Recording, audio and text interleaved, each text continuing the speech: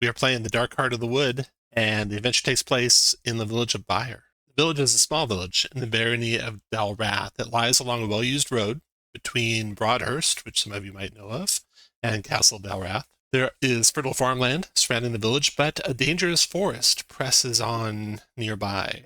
Legend says that long ago that forest, the Grimstone Wood, belonged to the Woad Elves. This year, the harvest has failed. Drought has been reported in the area, and merchants have stopped passing through the Byre Valley in the last month. Carts don't make it out the other side anymore, they say. None of them know why. None of them want to find out. Only the bravest, such as you, travel into danger. Let's do some character introductions. We'll start with Dane. Go ahead, Dane. Dane is a devil censor.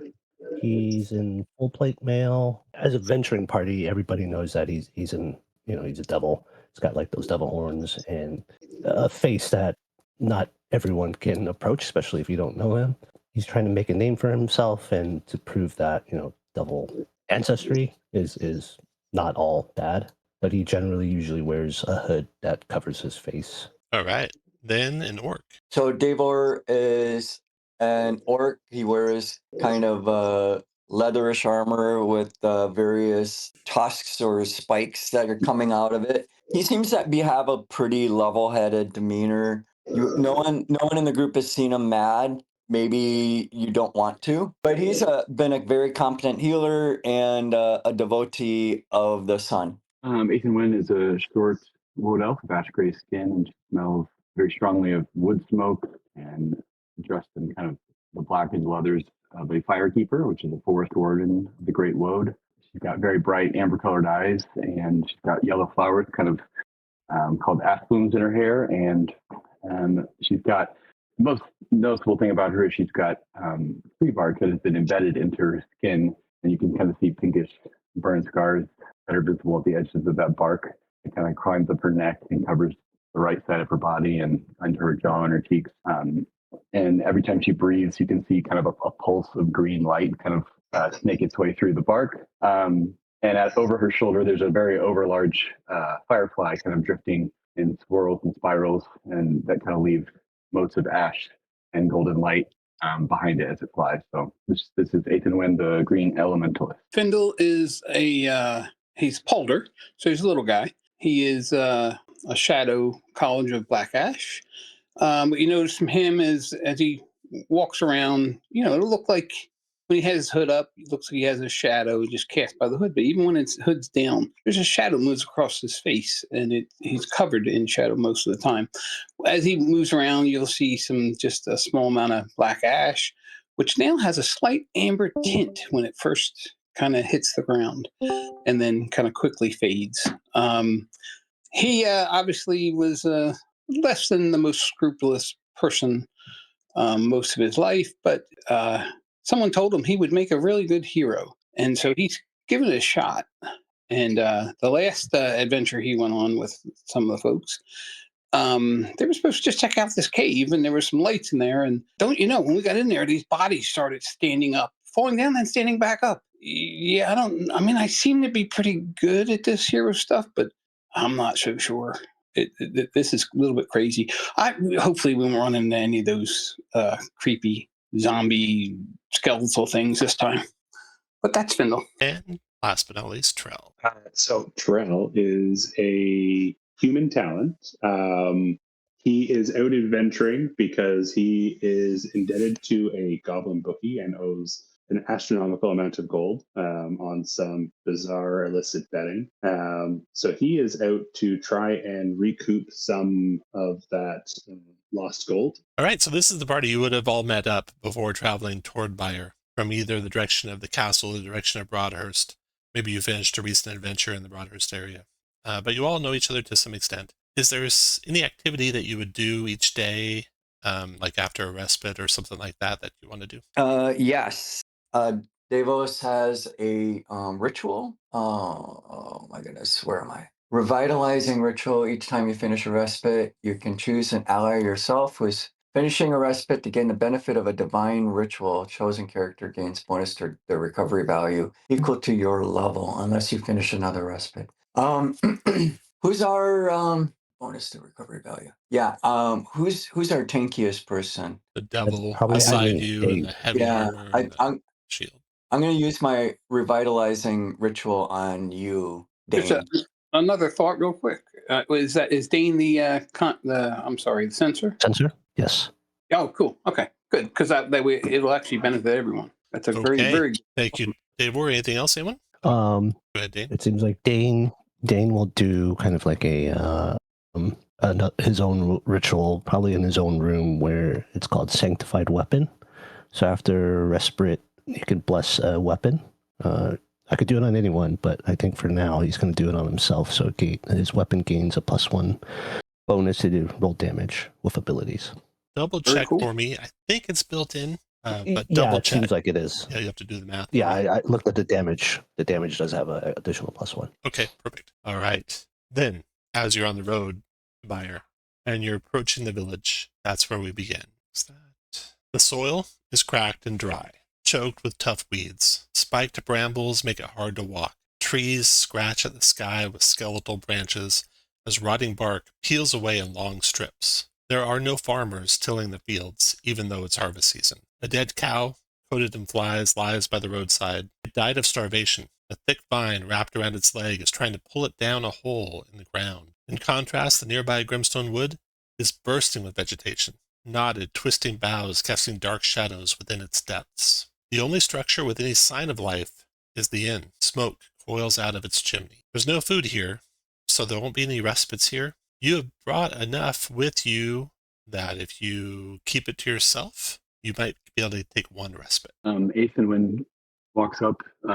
So there's this cow with like vines around it, and she walks up and attempts to kind of like untangle the vine from under the cow, and as she does, she touches the vine, and her eyes go from kind of fire yellow and red to bright green, and you can kind of see her whispering very softly as if she is communicating with the vine. Did she hear anything back?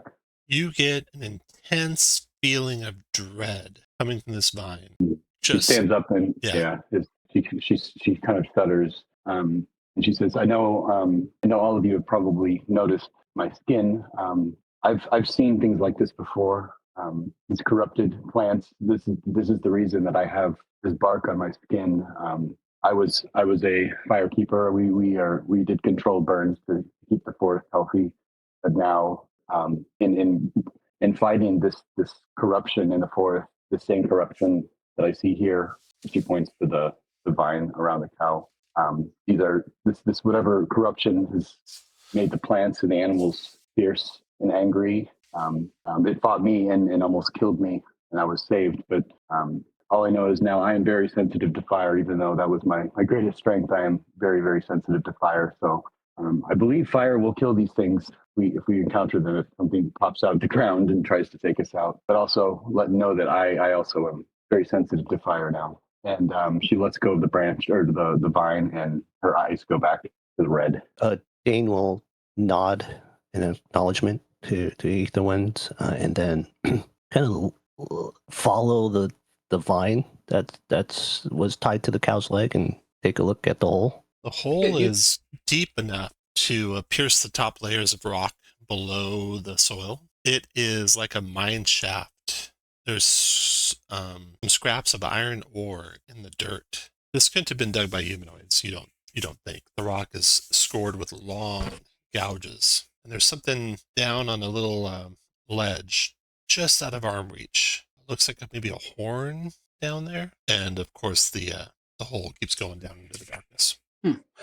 Tom, you said something about the vine was pulling the cow. Is that actively happening? Yeah, it was tugging at it, but it wasn't moving necessarily. But you do note some like drag marks, like maybe it had been pulling it, and the vine goes down into the ground. How far down is that horn? You said just out of arm reach. I will use my telekinesis to reach down and pull it up. As it levitates up into view, it is a broken claw, about the size of a forearm. Enormous creature this claw came from. Ooh, that looks kind of deadly. Well, I was tempted to shoot a flare down into the hole to see what we could see, but now I'm not so inclined. Yeah, I don't know if that would be If we investigate that claw, can we tell if it broke like it's off from. a fight or is it from a dead creature? If you investigate it, Yeah. All right, let's make this simple. I investigate it. okay. You don't think you don't know how it came off, but there is lots of signs of dirt kind of embedded in it underneath the tip of it, along the edge of it, and the break is pretty clean, And it doesn't look like fossilized or anything. It looks, I mean, I can't rather tell how fresh, new it is. not Okay.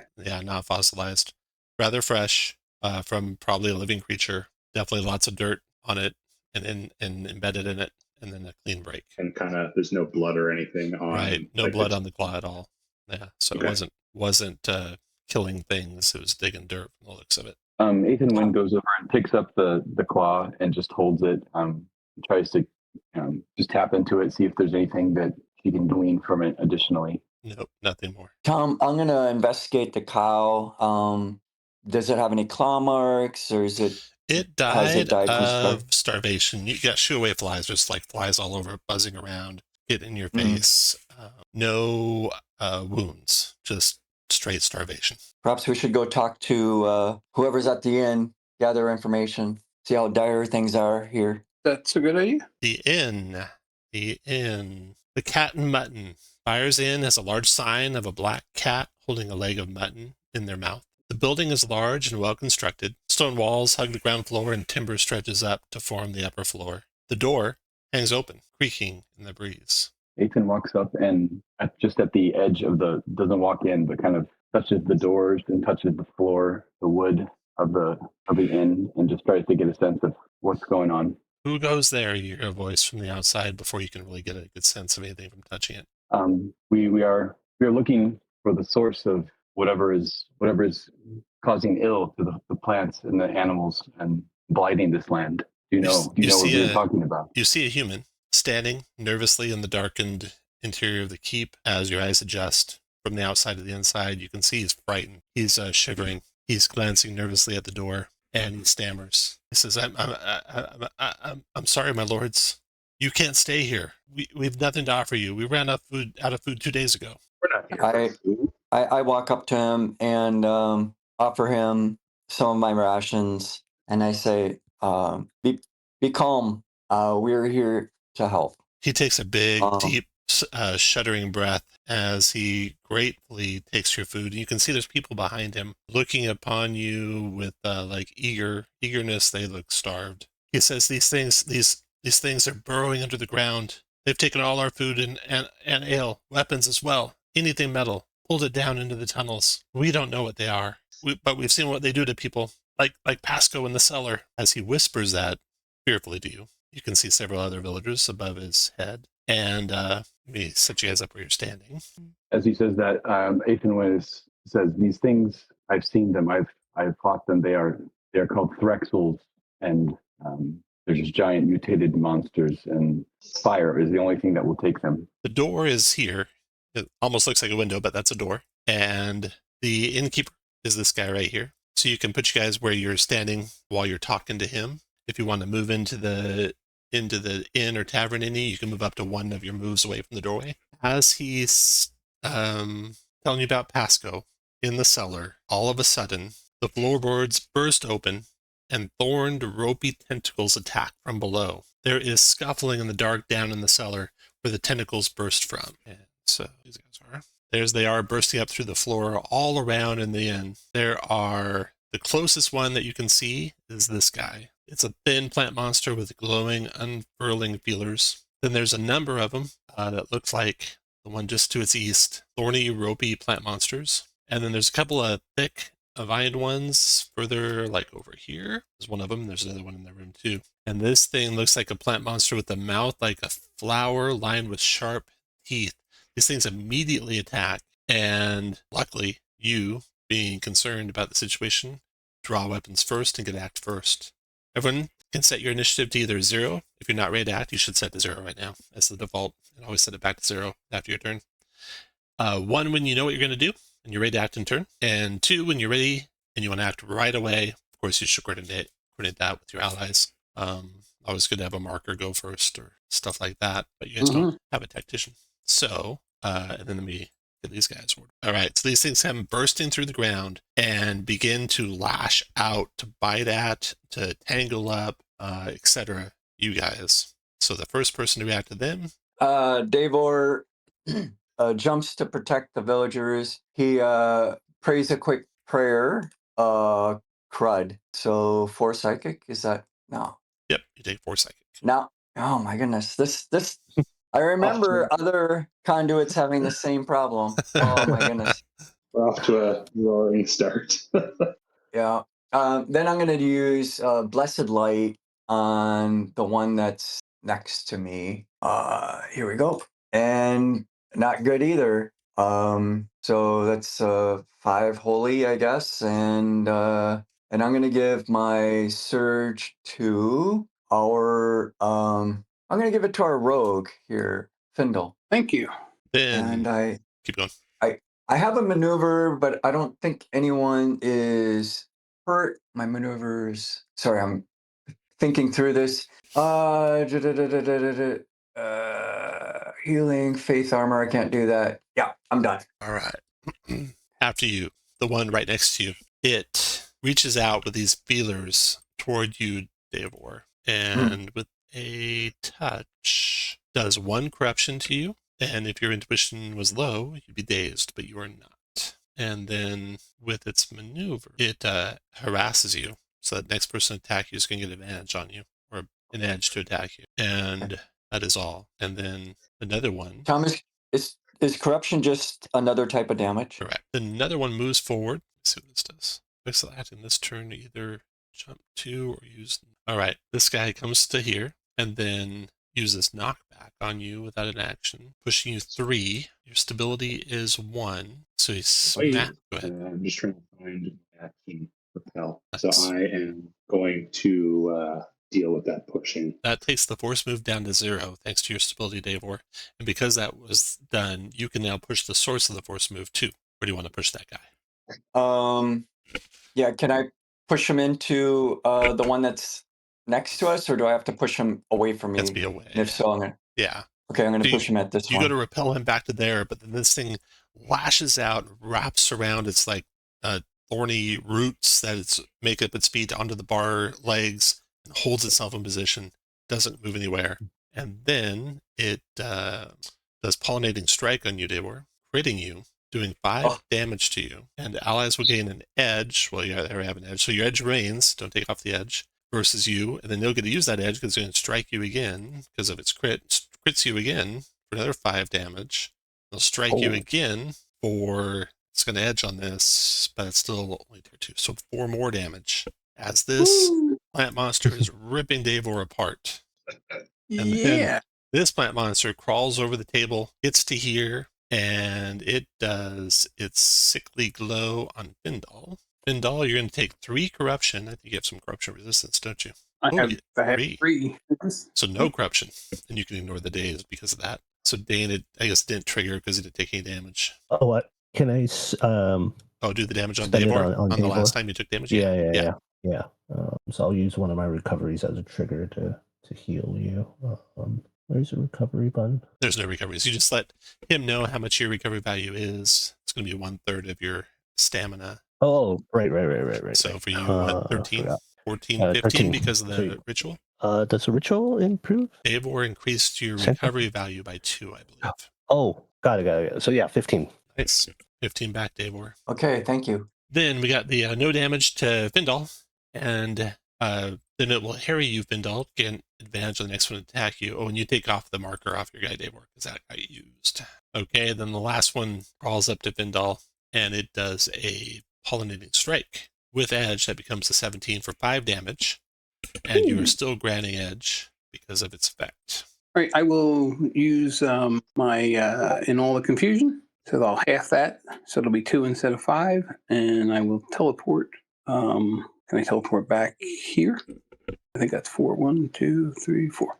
Is that good? Or do you need me to link that? Who are you doing the damage to? Yeah, you should click the button so I can see the effect and who you're doing the damage to. And all the confusion. That one. I will do the 2 damage to the guy who hit me. Right. To that guy. He burns as the ash settles on his body, and he Are moved they 4 vulnerable to fire by any chance? back to you. Oh yeah, sorry, -3 more, just Right. as Ethan Wynn told you. And I can take this this thing off because he used it. The skull. No, keep it on because it's his attack generated another version of it, and then he finishes move to there, and he harries Davor with 8 attack to there, and then your guys' turn, Trell. Okay. That was not the button I wanted to press. That's the button I wanted to press. Okay. So I am going to open up with a incinerate. A 3 cube is 9 squares, right? 3 by 3. Yep, that's correct. Trell, does that do damage? Oh, it absolutely does. No, Okay. I apologize. You're getting a word of guidance from me. Very nice. There it is. Oh, I see. I had on freehand. Okay, and then I'll roll it for you, Tom. So I grant you an edge. Yeah, it brings it to 16, right? Okay. Either way, You can 4 damage. retroactively there change that to 1 piety spent for double edge if you want to. I will do that because I have a bunch of piety now. All right, killing Okay, this so- one, killing this one in flame, and then doing 9 fire to this one. Oh, okay, the 9 fire to this one, killing it, and 9 fire to that one. Okay. And then I am do a bit of minor telekinesis. And I am going to, I'm assuming these guys are all size 1 creatures. They I am going to push this 5 into the 1. East Slide to him east. 2 again. He lashes out with his root feet Yeah. to the ground. Oh, and I forgot the ones that moved up to you. They left holes through the ground as they moved, ripping up floorboards flying in through the air. And there's basically an opening down to the cellar now in those locations. I'll draw them in a second. Okay. Behind where they That's were. less than great. But that's all I got, Tom. Okay. All All right. Let me do this. It's visible to you guys. So do you see these black circle I just drew? Yes. So basically everywhere there's a black circle, there is a hole down to the basement. And you can see the basement. So it's all around you guys. You can see the basement down, looking down, Davor. You can see it pretty good from your angle. There are more of these creatures down there. And, oh, nice special effect. That's awesome. Sorry. It's a shame I couldn't draw that rectangle with that effect. Yeah, that'd be cool. Okay. It's going to be 2 past the stairs. So 2 past the stairs. So your 3 by 3, you would have seen this before you cast it. And the basement's only 2 squares down. So you could have affected the ones on this floor and the ones down below with it. Oh, then I absolutely would. Yeah. If I so can the see them, fire I burns would. up 2 more of the things down below. And you can see more of them on the edge of the fire there all around. And that fire, fortunately, the pillars aren't exactly lined up. I think it's there. That's where it's at. Oh, yeah, the pillars are lined up. So this pillar right here is that pillar right there. Oh, gotcha. I'm Yeah. gonna zoom out. And then those guys, of course, can come up through any hole in the ground that's made. They might be able to rip their own holes through the ground because they just did it when they first appeared. 2, the square they end their movement in doesn't have a hole in it, but all the squares they move through does. Okay, anything else, Troll? No, I got all. All right, next to go are some of these smaller root creatures, and they don't like that fire. And it's persisting there. If they enter it, they're going to do 2 fires, aren't they? Or if they start. Okay, these 2 are going to charge, basically. One to there, and circles. They've basically gone everywhere now, pretty much, over there. And the charge ends with them using their Vine Snare on Vindal and Trell. 2 damage to both of you. Oh, shoot. They would actually stopped here and used it from range. Sorry. So they're going to do both on you. 1, 2, 3. Yeah. 2 damage each of you. They're going to pull you 2. So Vindal, you got stability of 0. So they're going to smash you into the bar, basically. And you will take 4 damage in addition to the 2 damage. And then Trell, they can't really pull you through their own ally or else they'll do damage to them. So that's it for them. Those aren't openings. They are done. Next to go is Dane. Nope, sorry. Next to go is Vindal. Oh, Tom, I'm invisible now. I don't know how you want me to. There's a little outline of a person with dotted lines. You can do that. Perfect. So is this on me? This skull thing? Sorry, what was the question? Is the skull thing still on me? The aid or something? The aid. Oh, yeah. So you actually got hit with an edge. So you took 2 more damage, and you can remove the skull thing. Good. Minus 2 again, and then bye-bye skull. Cool.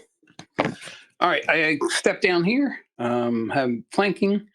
I'm going to. Oh, I guess I should roll for my insight first, shouldn't I? It would be helpful. 1. Okay. So I'm going to do. You were watching the wrong one. So that was a 13. So a tier 2. So 8 damage to this guy here. You can give me cardinal directions south of you. Yeah, you can just say Sorry, south. You don't have to. yes. Don't have to ping. That kills him. Okay, and then I'm going to.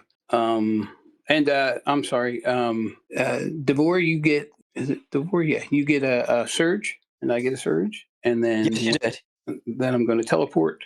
Oh, can I get cover underneath this bar here? Just tell me you're ducking under the bar. Yep, duck on the bar. Okay, Teleport over there, duck on the bar, and this guy will take 2 fire. That finishes him, and that will be my turn. All right. So what do I do with my 2? Do I change that again, or on the turn order after we go? Reset to 0. Just reset to 0 until you know what you're going to do next. You should always stay at 1. 2 should be pretty rare for all of you, unless you coordinate with each other. Okay, so then we have these guys that's crawling up out of the floor. Let's see, there's that one right underneath it. Okay, so he'll crawl up out of this hole in the floor over to here, into there, near the edge of the fire. He'll crawl up over to there. He'll crawl up under there. He'll crawl up to there. And with those ones all crawled up, they will fire in all directions. Basically getting the 4 of you, everyone except Findall, is going to get attacked by, and they can't do Trell, so Davor, you'll take 2 pine snares. Ooh, they rolled. Okay, so Davor, you're going to take 4 damage total, and then you're going to get pulled 4 squares. Stability of 1. They'll put you into the fire, doesn't matter to you. They'll put you into the bar, smash you into the bar. You're going to hit it hard enough to break through it, and go 1 more square. So you're going to take, in doing that, 3, 4, 5 points of damage. What's the total damage? 5, and then what was before that? 5 and 4, 9. 9. Okay. That squiggly line, part of the bar is broken. And then we got Dane. You take 3 damage, and you are pulled, but your stability is 2, so you're going to be pulled 2 squares. 1 to there, and then into Trell square. You and Trell both take 1 damage. And then, my character sheet says 1. I could be wrong. You're probably right. I think the stability is left over from different armor set. Gotcha. And yeah. So you then both take 2 damage. You and Trell both take 2 damage from hitting each other. And then Ethan win. We've got it. You take 3 damage, and you're pulled 4. Your stability is 0. So they'll pull you 1 right up to them. Okay. Then Ethan win. Your turn. Okay, so let's see. Gotta get my damage there. So how much? What did you say for damage?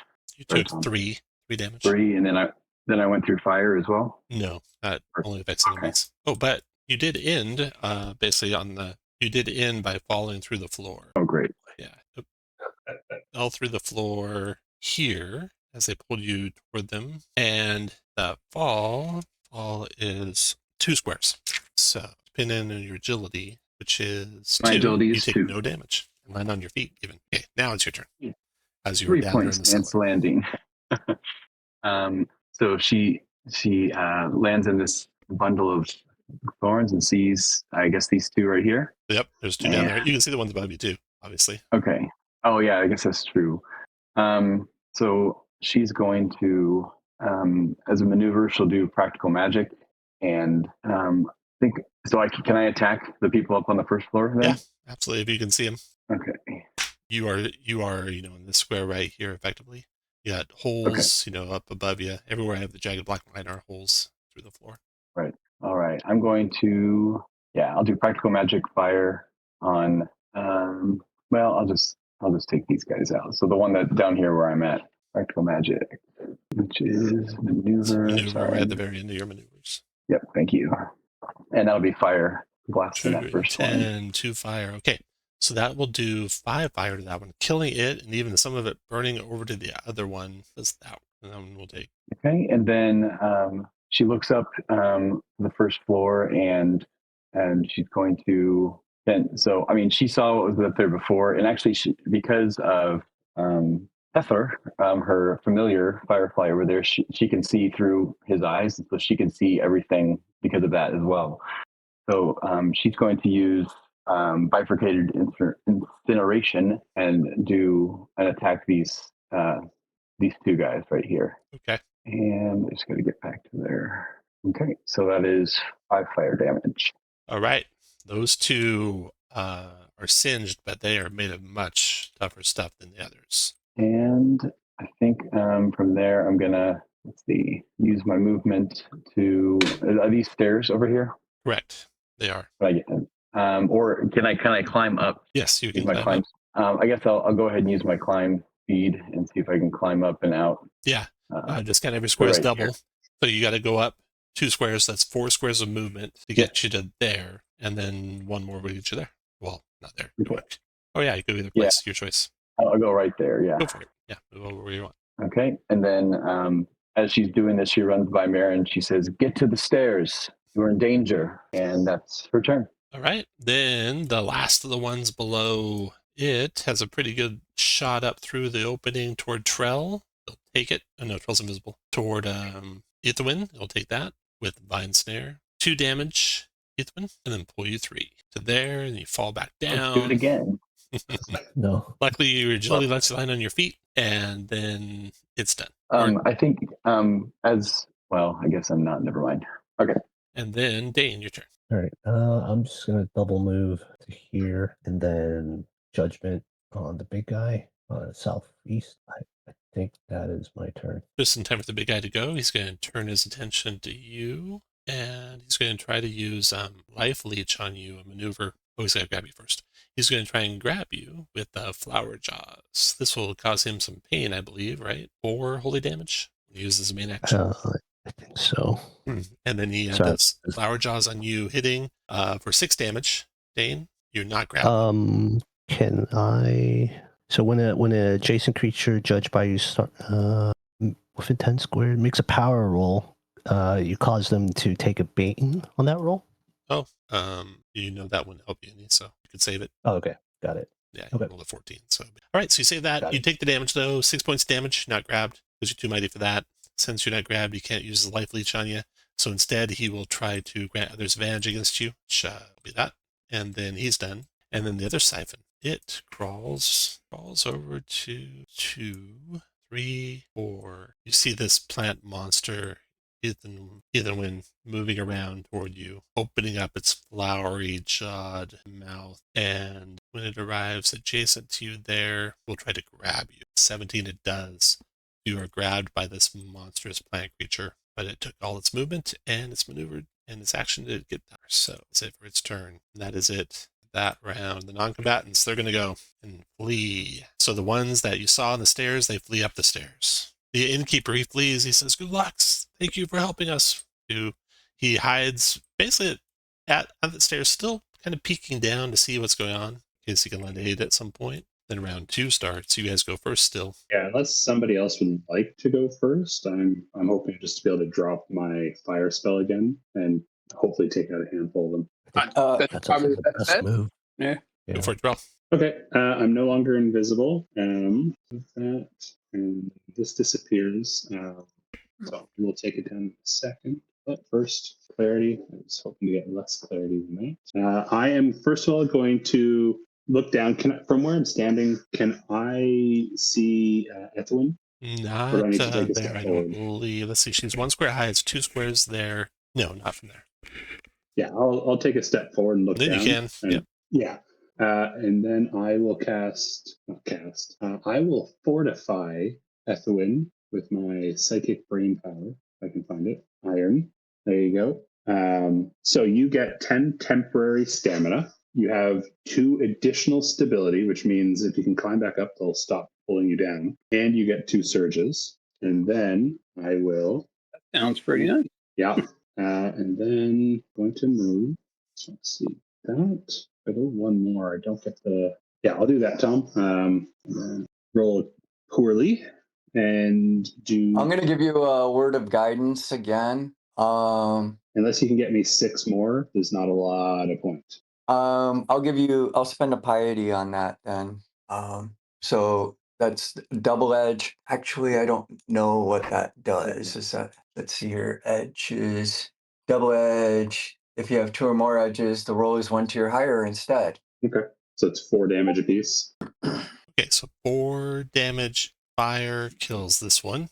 Burns up, incinerated. That one's incinerated.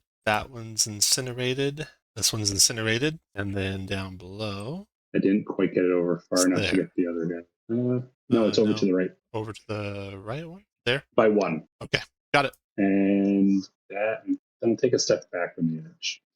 Just, Just in case. Yeah, I've seen it happen a couple times now. Okay, I think you healed the last of the detectors. Yeah, they're gone. We have all of those lariats gone. We have the blue lariats remaining. Green lariats. All right, the blue guys. We're gonna do. So they're gonna do. They're gonna do melee free strikes, all of them. And this one's gonna slither on over to here. And this one's slither to there. And then they're gonna use chemical sting. Next strike. Oof. Threxel makes this turn also makes target slowed plus weakened.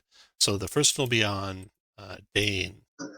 Dane, you are going to be taking 1 damage, but you're also slowed and weakened until the end of the turn. And then 1 damage to Davor and 1 damage to Trell. Okay. When Davor takes that damage, I'll use my trigger to spend a recovery to heal him for 15. All right. And then they are done. Yuria's turn.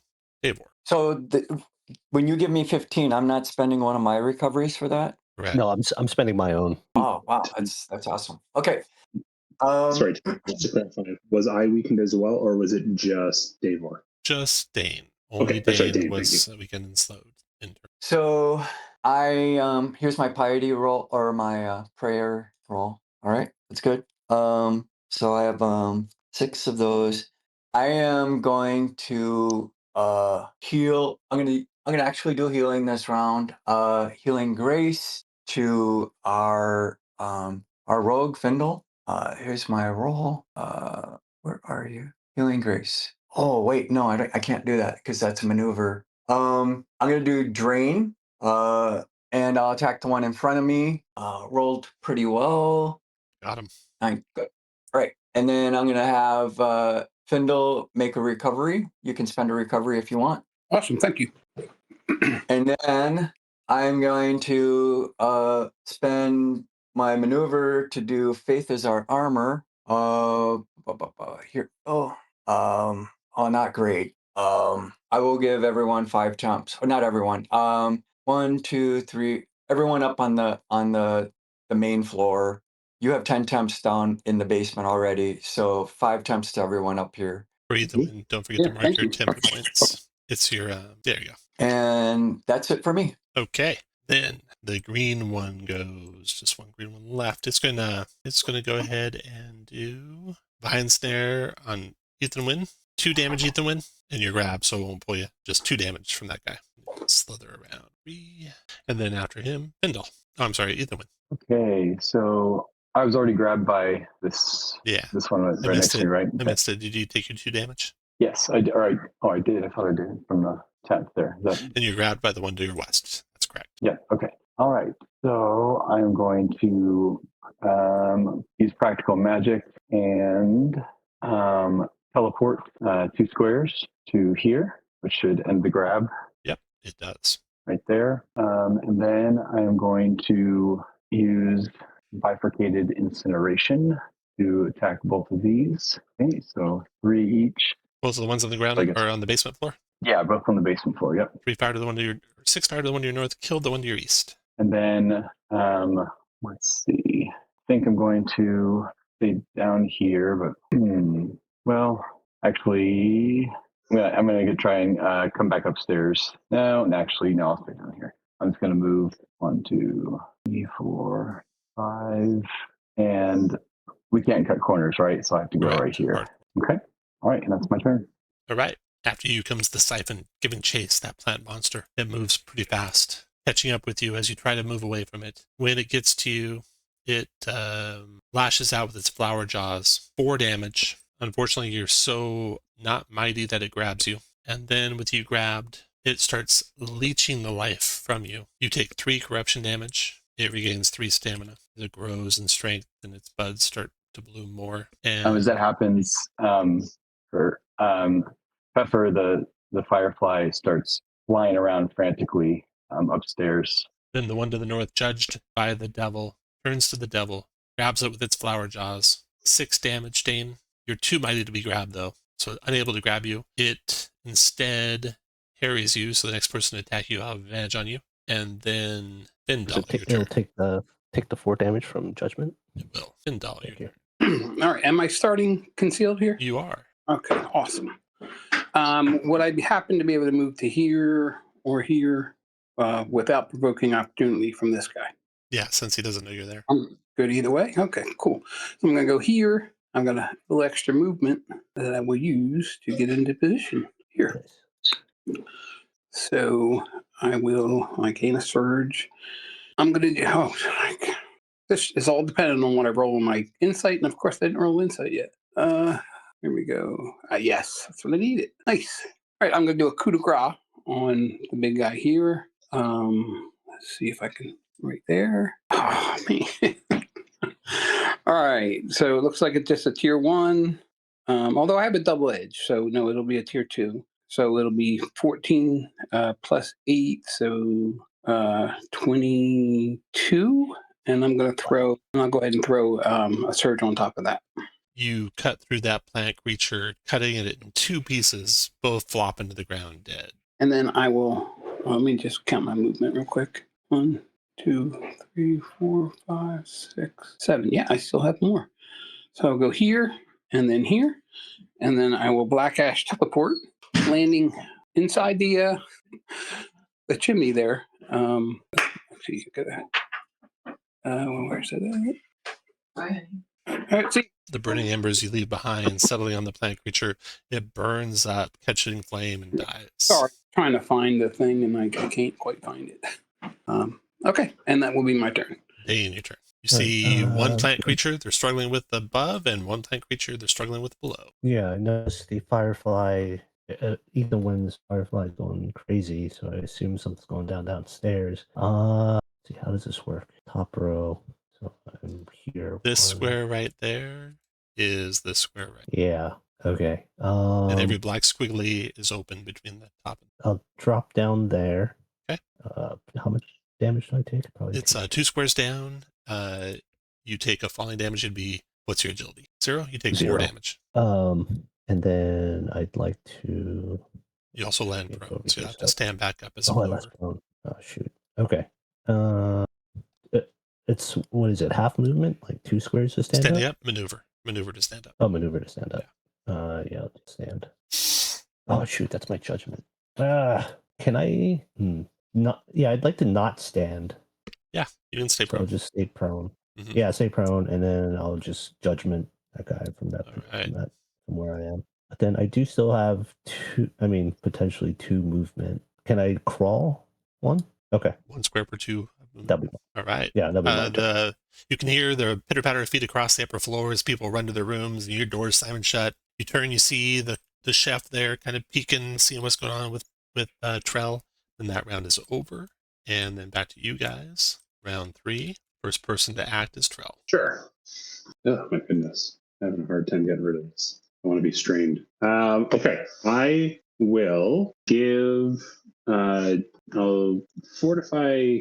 It doesn't say I can only do it on 1 person, so I will also fortify Eivor. So you get plus 2 stability on top of what you normally have. 10 temporary hit points, which will replace your 5, and 2 surges. Okay. And then values off dimensions.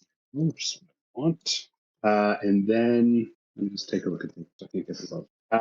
You know what? I am going to use my stalling while I look for it. I will just kind of summon some of the daggers that kind of are in my belt with my telekinesis, form them into a spirit sword and attack them, and do the guy right in front of me. Yeah, you just fillet that thing. Yeah, I figured it was a minion. Pieces fall and fly to the ground. Agility. No. I'm going to get up here and kind of like look down into the hole, and then that's it. That's all right. What I got. Then after you is the last remaining plant creature. Omano with Ethelwyn. Has Ethelwyn grabbed. Going to use Chemical Sting and going to do a Malicious Strike as well. She's going to use her trigger, Ward of Nature's Affection. If I'm grabbed, can I still? I don't know how that's going to sort out, but can I use that? You should take damage. I guess I would slide with it. Slide that creature too. Okay. Yeah. As soon as it does damage, first it's got to do damage to you, right? Yeah, for sure. Yeah. Okay, so it will now do its flower jaws against you. And it's going to be 4, 5, 6 damage to you. Keeps you grabbed.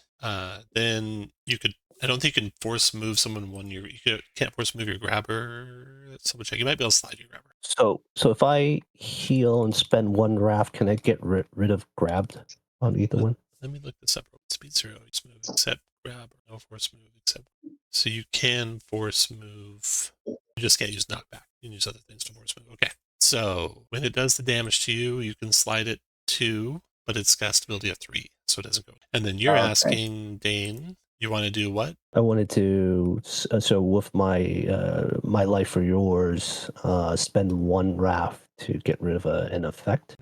Okay, go for it. Do my life for you on the Ithawin. Yeah, and then she's no longer grabbed. And that thing took 4 holy, and you can get rid of the grab Ithawin, and therefore it can't life leech you. So then it's going to harry you. So its next attack on you will have advantage, and it's done.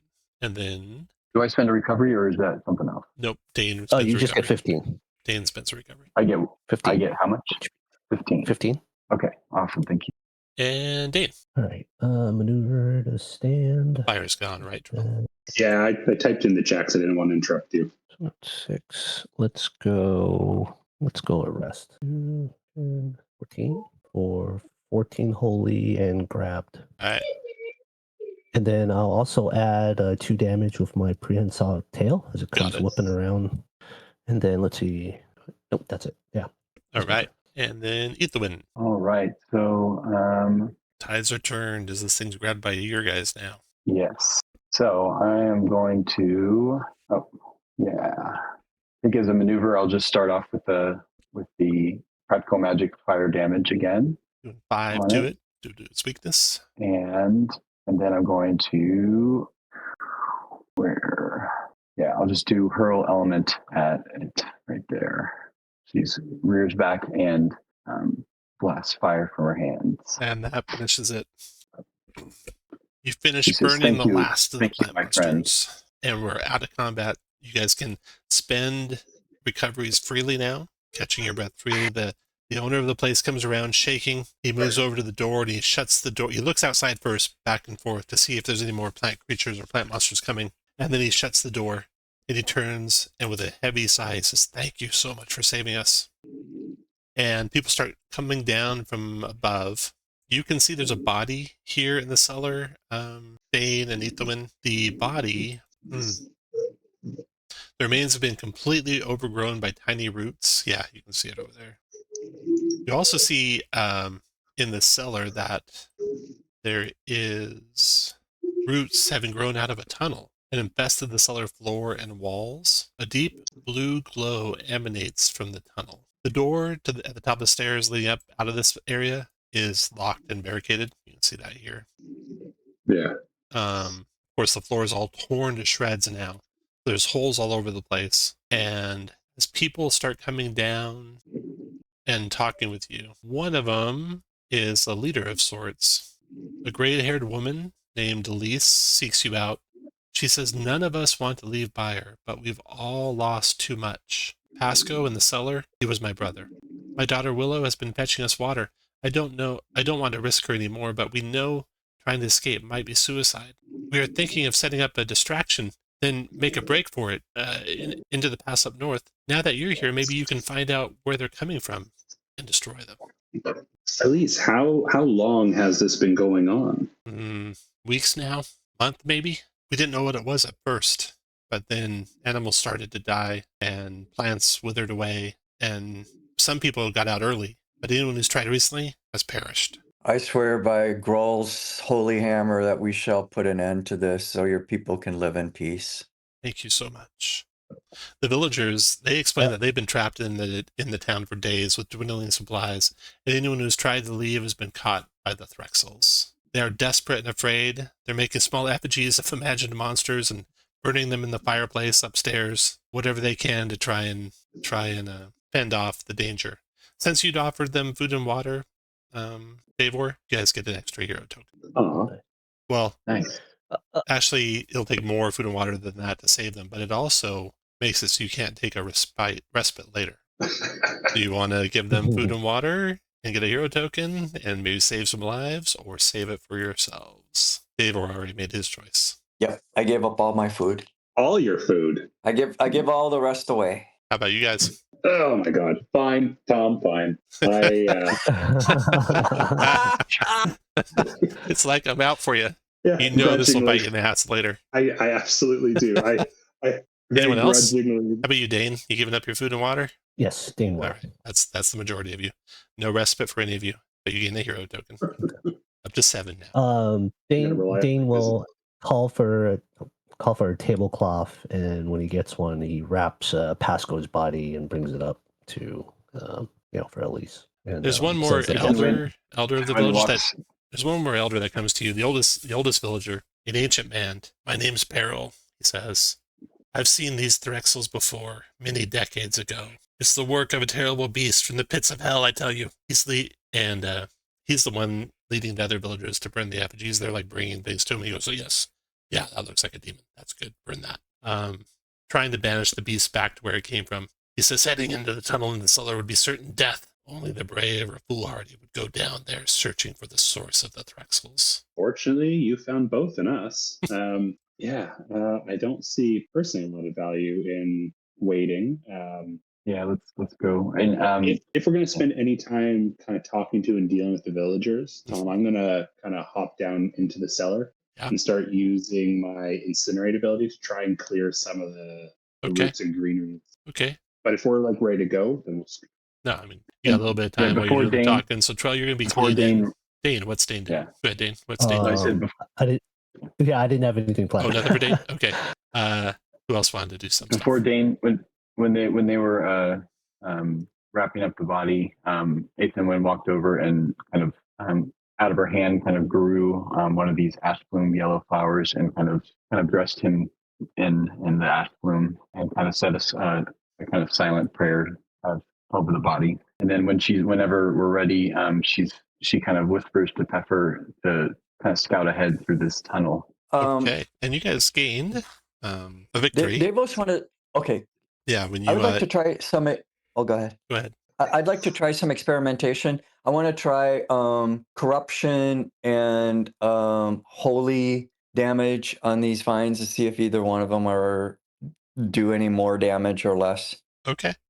So you all earn one victory, and fire is the only thing that affects them worse than others. Nothing seems to be resisted by them. And since you also kept all the villagers alive, you earn an extra hero token. Sweet. And fed them. So, wow. You're up to 8 hero tokens. Your little firefly will be able to report back. Let me see. Well, your supernatural spirit, telekinetic to 10, telepathic to 10. So as long as you stay within 10, you can kind of get a feeling for what it knows is happening. Yep, I would stay within 10. Yeah. Okay. So yeah, off you go into the tunnels.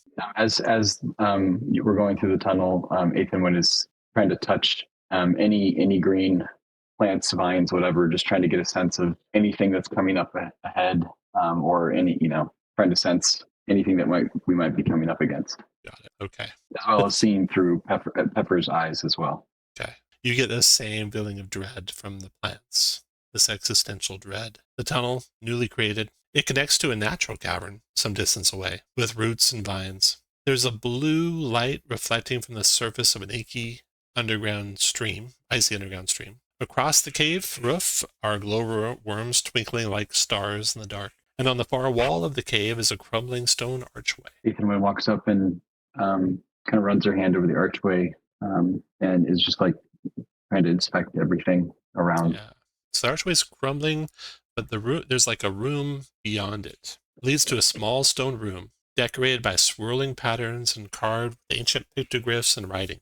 The pictograms show an ancient civilization of Woda elves, a record of their history here. At the center of the carvings is a depiction of a huge horned creature surrounded by writing in Yorick. This writing names the giant monster as Edrade, the Leech Lord. There's also a phrase that repeats across the carvings written multiple times in many languages, and even the first language, and it reads, "Every color is a shade of green." A tight crawl continues past the stone room. This again, newly formed. So the natural cavern and this room have existed for a long time here. It looks like the tunnel from the natural cavern to the inn was newly formed. This tight crawl out of this small stone room also newly formed. Tom, can I make a roll? Would it be a roll to know what the Leech Lord does? And then if so, could I spend a minute to use my ritualist ability to give myself double edge on the test to know who this god is or creature? So beyond what I've shared with you already, that you might know from your religion skill, you don't know anything more magic skill. So check your text, check your messages in Discord. I should have shared some stuff with you, and some of it might be pertinent. Oh, sorry, I wasn't even looking at that. I think I shared it with you. You did. I see it now. I just Okay. wasn't looking in Discord. So you can see the thing about the. No, this is all new to me. You can see that these plant creatures carry out the will of more powerful creatures. Maybe this is one of those more powerful creatures depicted. Yeah. Archfey, thorn dragons, woad hags. This looks more like a dragon than a hag or a fey. Anyone else want to do anything here? I don't know what we're doing, but yeah, I'm just continuing to let Pepper lead the way.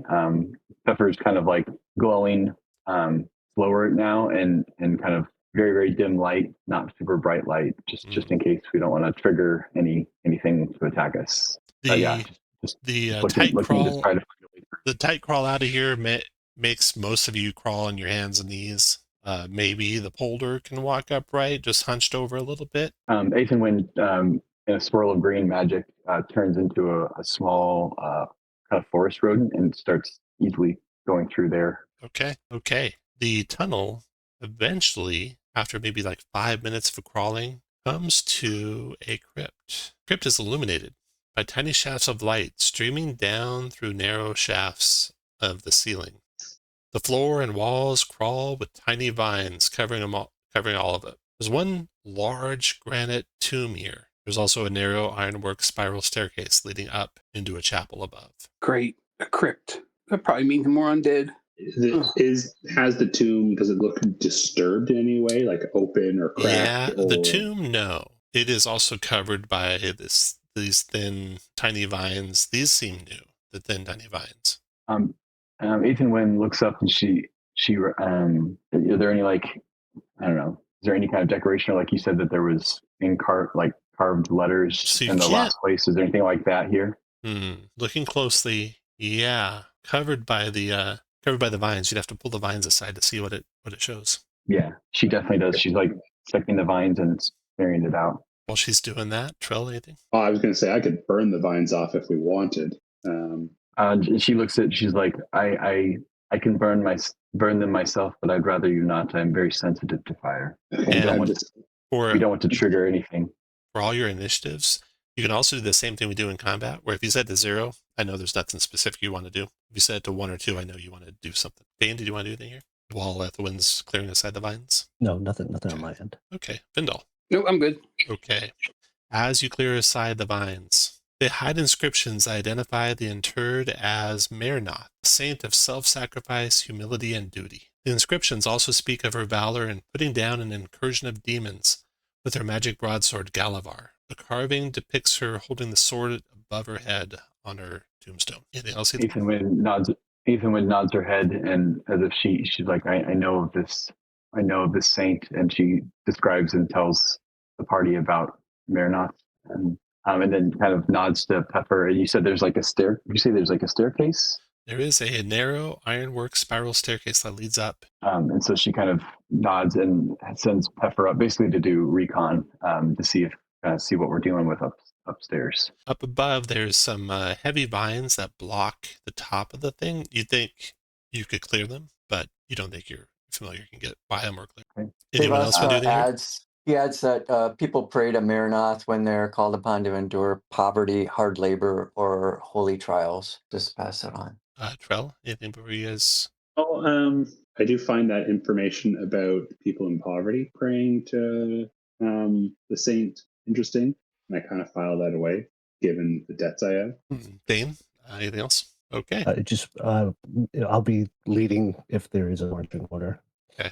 So you find nothing else in the crypt. There's the staircase going up that you have to clear some vines away at the top, it looks like, to get past them, and the narrow crawl back the way you came. I suggest we try to clear these vines carefully, and then Pepper can scout ahead if you are amenable to this. Yeah, absolutely.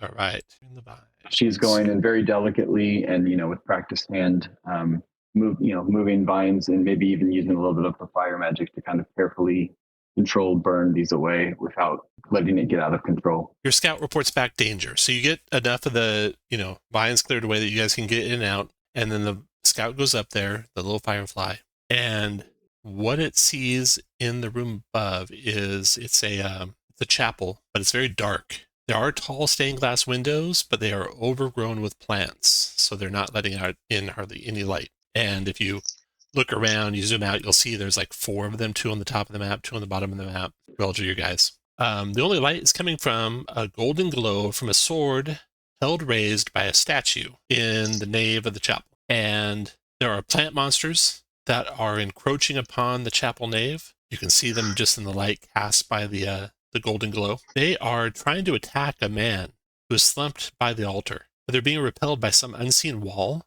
and a glowing golden line pulses along the floor each time they're repulsed. So this is that glowing golden line. The priest looks, well, he doesn't know what the firefly is yet, so he doesn't notice the firefly. Firefly also sees there's 2 plant creatures high up on columns in the chapel. They're actually glowing. These things are, they have purple glowing flowers, and they're 3 squares up off the ground. Ceiling probably goes 6 squares high from the height that the stained glass windows, where a little tiny bit of light's flickering around the plants that have covered them. So you can see the priest is in dire danger. The protective wall may or may not hold. You guys can, if you want to move immediately, move from the square I put Ethanwin in, your full movement, 1 full movement, wherever you want to be in the chapel. Of course, you can't see much, but go to move where you want to be, and then we'll start at combat if you're going in to help them. How are we getting into the chapel? Is it a climb up? Yeah, or... it's a climb up. So you're coming from right here. This is a hole, basically, in a side room. That's where the spiral staircase goes down to the tomb.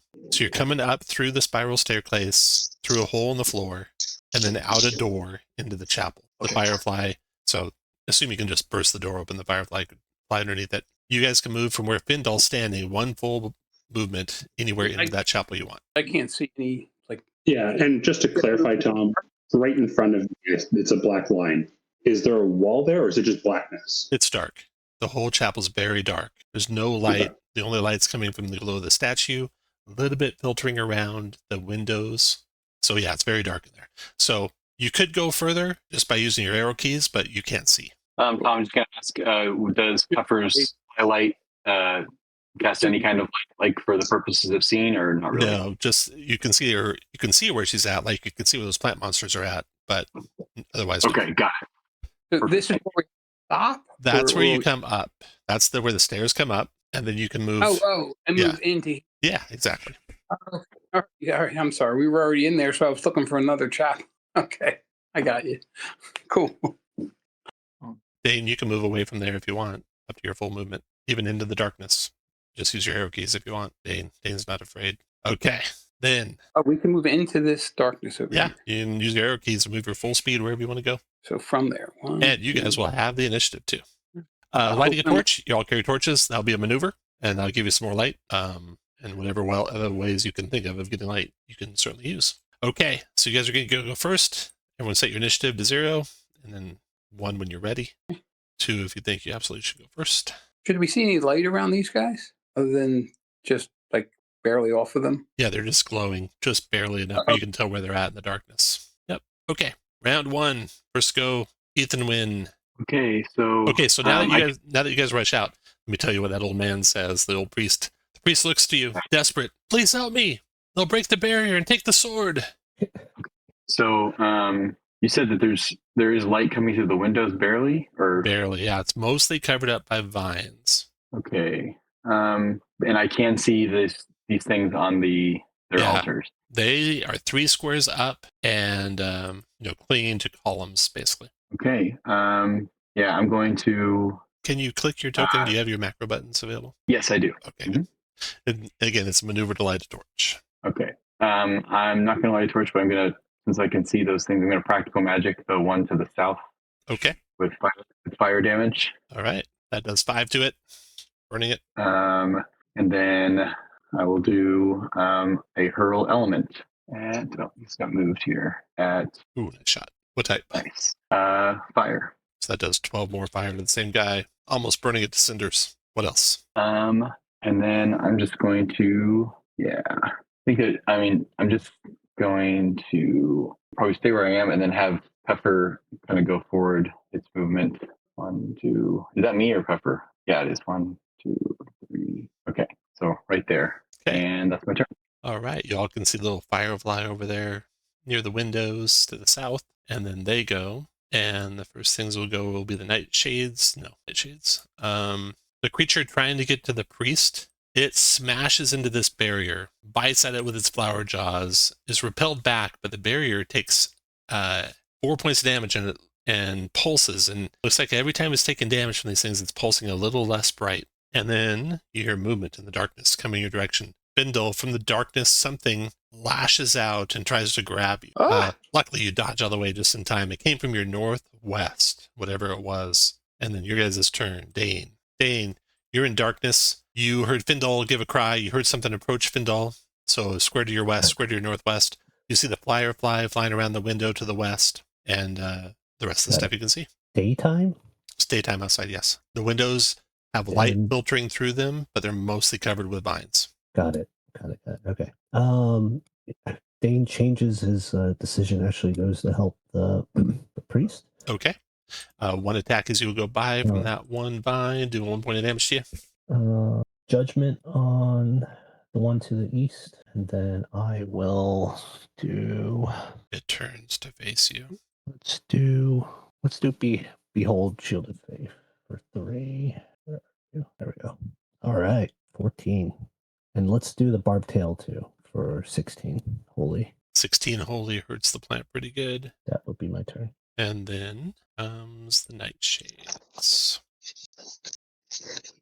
Dane will shout out, I can't see you guys, but I can hear you. If you're in danger of falling from injuries, call out.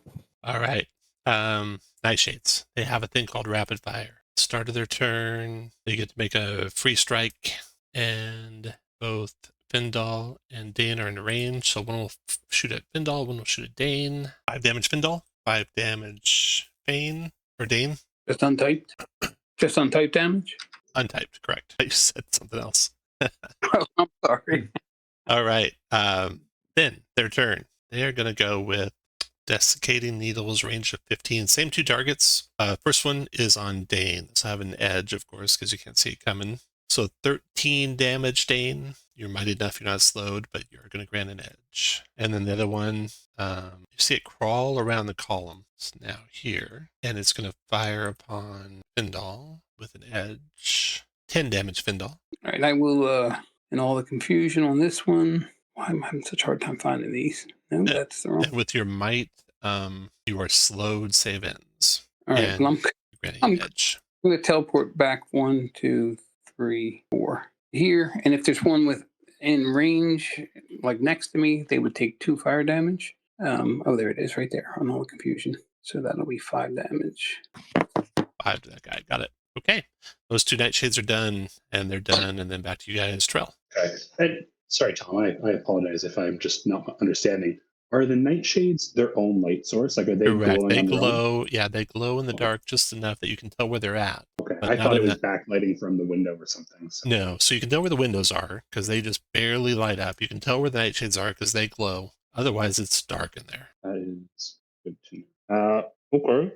I am going to use precognition on Davor. So give me a second. Precognition. So Davor, any attacks made against you take a bane until my next turn. And whenever the target, whenever you deal damage with it, whenever you take damage, you get a free strike. So, and that will also throw me negative for my clarity. So I am strained, which is perfect because now I am going to use Incinerate, and it is a size 5. Does it do damage? Oh, yes. All right, I'm going to grant you an edge as a trigger for me. Isn't precognition a main action? Oh, but you are right. I was feeling so smug with myself. Huh. All right. Oh, I don't think that's what I want to do. Okay. Sorry, Tom. I'm not gonna Thank you for clarifying. I would not have done that. 3. Oh, then let's keep it simple. I'm going to incinerate at a normal size, like a peasant. That's my main action. Like a peasant. Hopefully that's the right size. I don't Yep, have 3 the by 3 is grid in right. front of me. Yep. Well, it was more I couldn't see how far out I was going. Oh, gotcha. Okay, so that'll be 9 damage. And Dave, are you going to spend a piety to make it the second tier? Sure. Yeah. Okay. Let's improve that. 4 fire, killing that one, Okay. killing that one, doing 4, 5, 6, 7 to that one. Okay. 7. And then I don't think this will work because they seem to be able to root themselves. And this is like a flame, so it's going to give us some light here, some reveal area around it. Is it going to stay? Yes, because I'm not actually strained, so Okay. it's going to stay until the next turn. There you go. Oh no! Oh wait, it only hurts enemies. And then Thank I'm going goodness. to use minor telekinesis. I don't think it'll work out. I'm going to try to push that one into the fire. It's got stability of 2, so yeah, it does not work. Depending on how much clarity you want to spend. I will spend clarity. Actually, it doesn't. Spending clarity doesn't matter, does it? No, it just changes the size. Yeah. So okay. no. Nope, doesn't go anywhere. That's okay. A for effort. I'm going to stand in the fire so it can't get me. Smart. Okay, y'all done?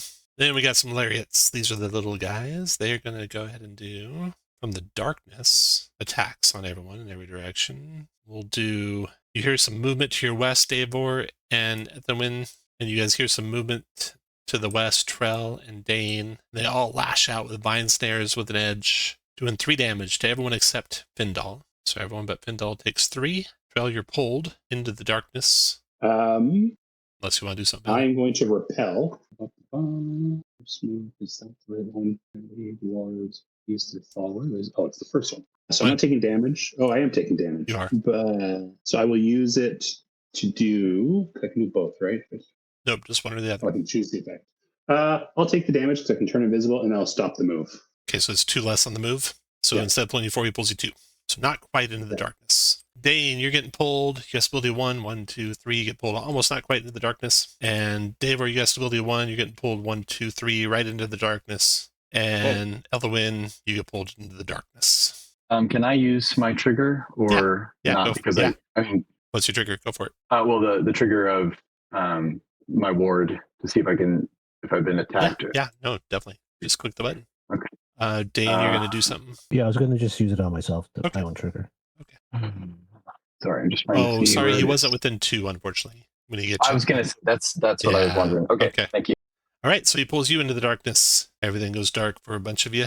And that is it for them, except, they're minions, so they can't do another thing. That's it for them. Back to you guys. No one wants to go. No one want to go up to a 1? Take an action? Davor will. Go ahead, Davor. All right. Okay, so let me tell you what you see. You're in darkness. You Okay. got something to your north, something to your west, something to your southwest, all enemy plant monsters. Maybe Ethelwyn's to your south. Okay. Let's pray. I'm going to pray in the darkness. Not the first time. Oh my goodness. Wow. My God Ouch. hates me. That hurts.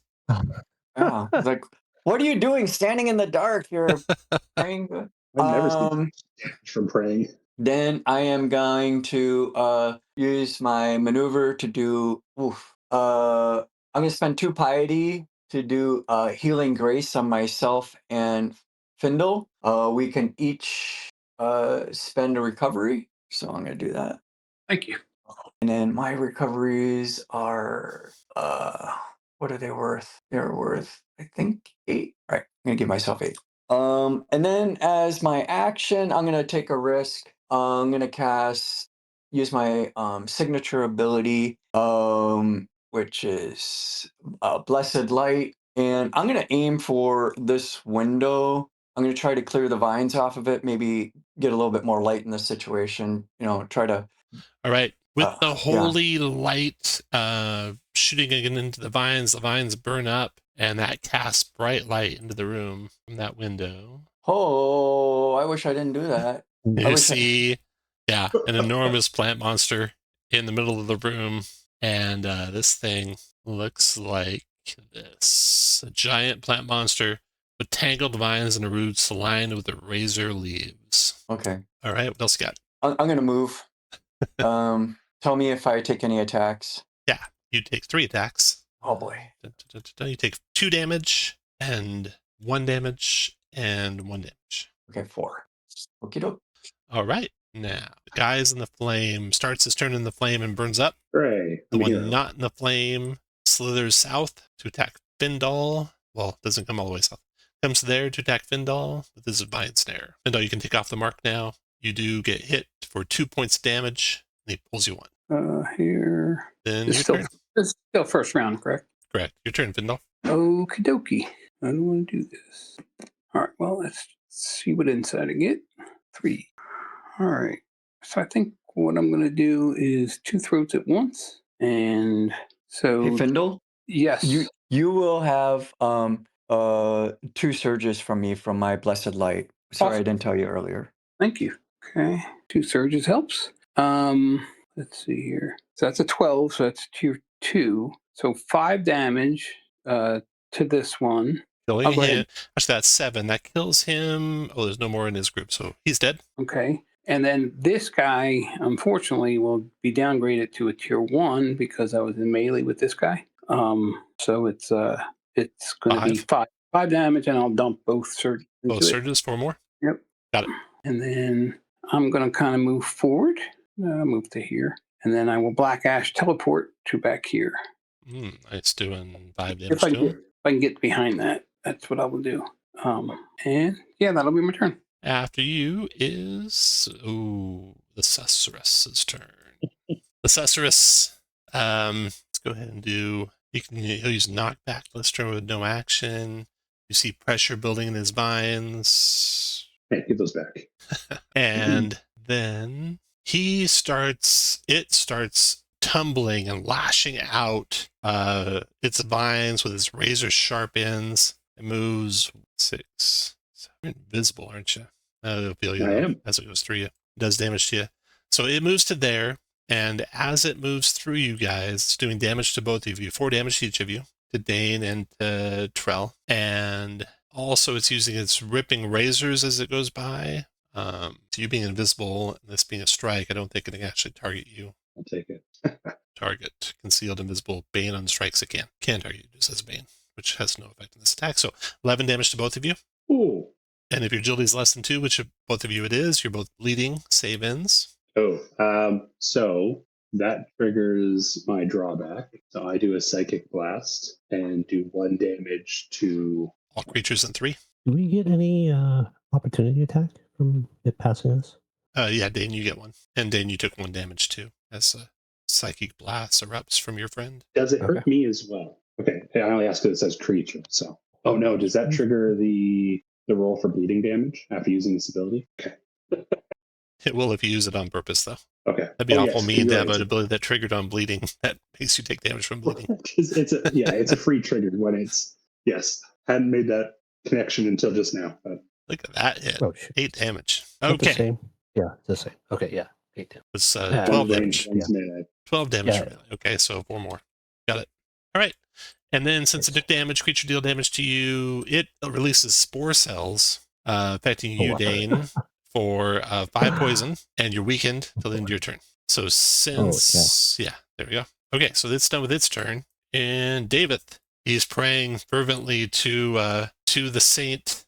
And that depiction, that statue, looks to be the same depiction as the saint on the tomb down below. Statue that's shedding light on top of the nave. Actually, it's the sword the statue's holding that's shedding light. That round's over. You guys get to go first. Oh, one more thing. It's going to spend that 3 malice. To when bleeding this way, target takes extra D3 damage whenever they take damage. So, happened before. Okay, so anytime either one of you, Trell or Dane, take damage until you end that bleeding condition, which is save ends, you're going to take an extra D3 damage. Malice. That's the end of turn thing, right? That was the bleeding save ends. Yeah, but you make that save at the end of your turn. Correct. You make save and saves at the turn. Yeah. There's Yeah. effects that are just in turn, which you automatically effectively save at, which is his weakened condition they just gave to Dane. Okay, round 2. Who's going to go first? Looks like you get the win. Go ahead. So you're in the dark. All right. You can see light both directions, obviously. There's a creature to your west and a creature to your northwest, and maybe one close to the north. Okay. I'm going to go ahead and move. Actually, before that, I'm going to have kind of my eyes glow and pulse, and Pepper moves up here. 1, 2, 3, 4, 5. Now I should be able to see between me and her everything because I can see, or I guess can she see into the You dark? can see Is what that she can see. I don't necessarily think specifically, no. okay? So that because that's still not lit, then it's just like Still not lit. dark. Yeah. Okay. All right. Well, then I'm just going to go ahead and we'll just take 1, 2, 3 movement there, and then I'm going to go ahead and And you'll take practical magic. 2 attacks, 1 Oh, yeah. damage each. 1 damage each. Yep. Okay. And as she does that, she takes that damage, and then her eyes glow yellow, and she blasts some practical fire damage at this. I couldn't remember what you called it earlier, but that one. The nightshade burns up. Awesome. And then see, within range there. Yeah. And so then I'm going to hurl element of fire at this other nightshade. 10, 12 fire damage. And then I'll use the rest of my movement. 1, 2, 3. And that's my turn. All right, Siphon's turn. The one in the flames burns up. Hooray. Nice. The one in the darkness targets every direction. They'll come out of the darkness. Emerging in front of you, Davor, is this thick-vined plant creature. Tries to bite you with its flower jaws. 6 damage. You're mighty enough, it can't grab you, however. So with its maneuver, it will try to grab you, and it fails. And that's it for its turn. And then your guys, Trell. Okay. I just want to clarify bleeding real quick. It doesn't. I don't take the damage on a normal maneuver, only if I'm making a roll associated with it, right? Yeah, maneuver alone doesn't do it. Only a might or agility test, a trigger, or an action. Trell, since you start your turn, you take. I'll heal you for 15, and then you can get rid of 1. I'll spend a surge so you can get rid of 1 condition. Absolutely spectacular. Thank you. So I guess that means I'm no longer bleeding. 15. Thank you. Okay, that changes things a bit. I was trying to be a bit of a coward here. I'm inspiring you. I am very inspired. I am going to use iron and fortify Ethelwyn, which is that, right? Right below me? Ethelwyn's down here. Who am I looking at? Dane is right below you. Dane? Okay. Oh, thank you. Yes, the name is hidden.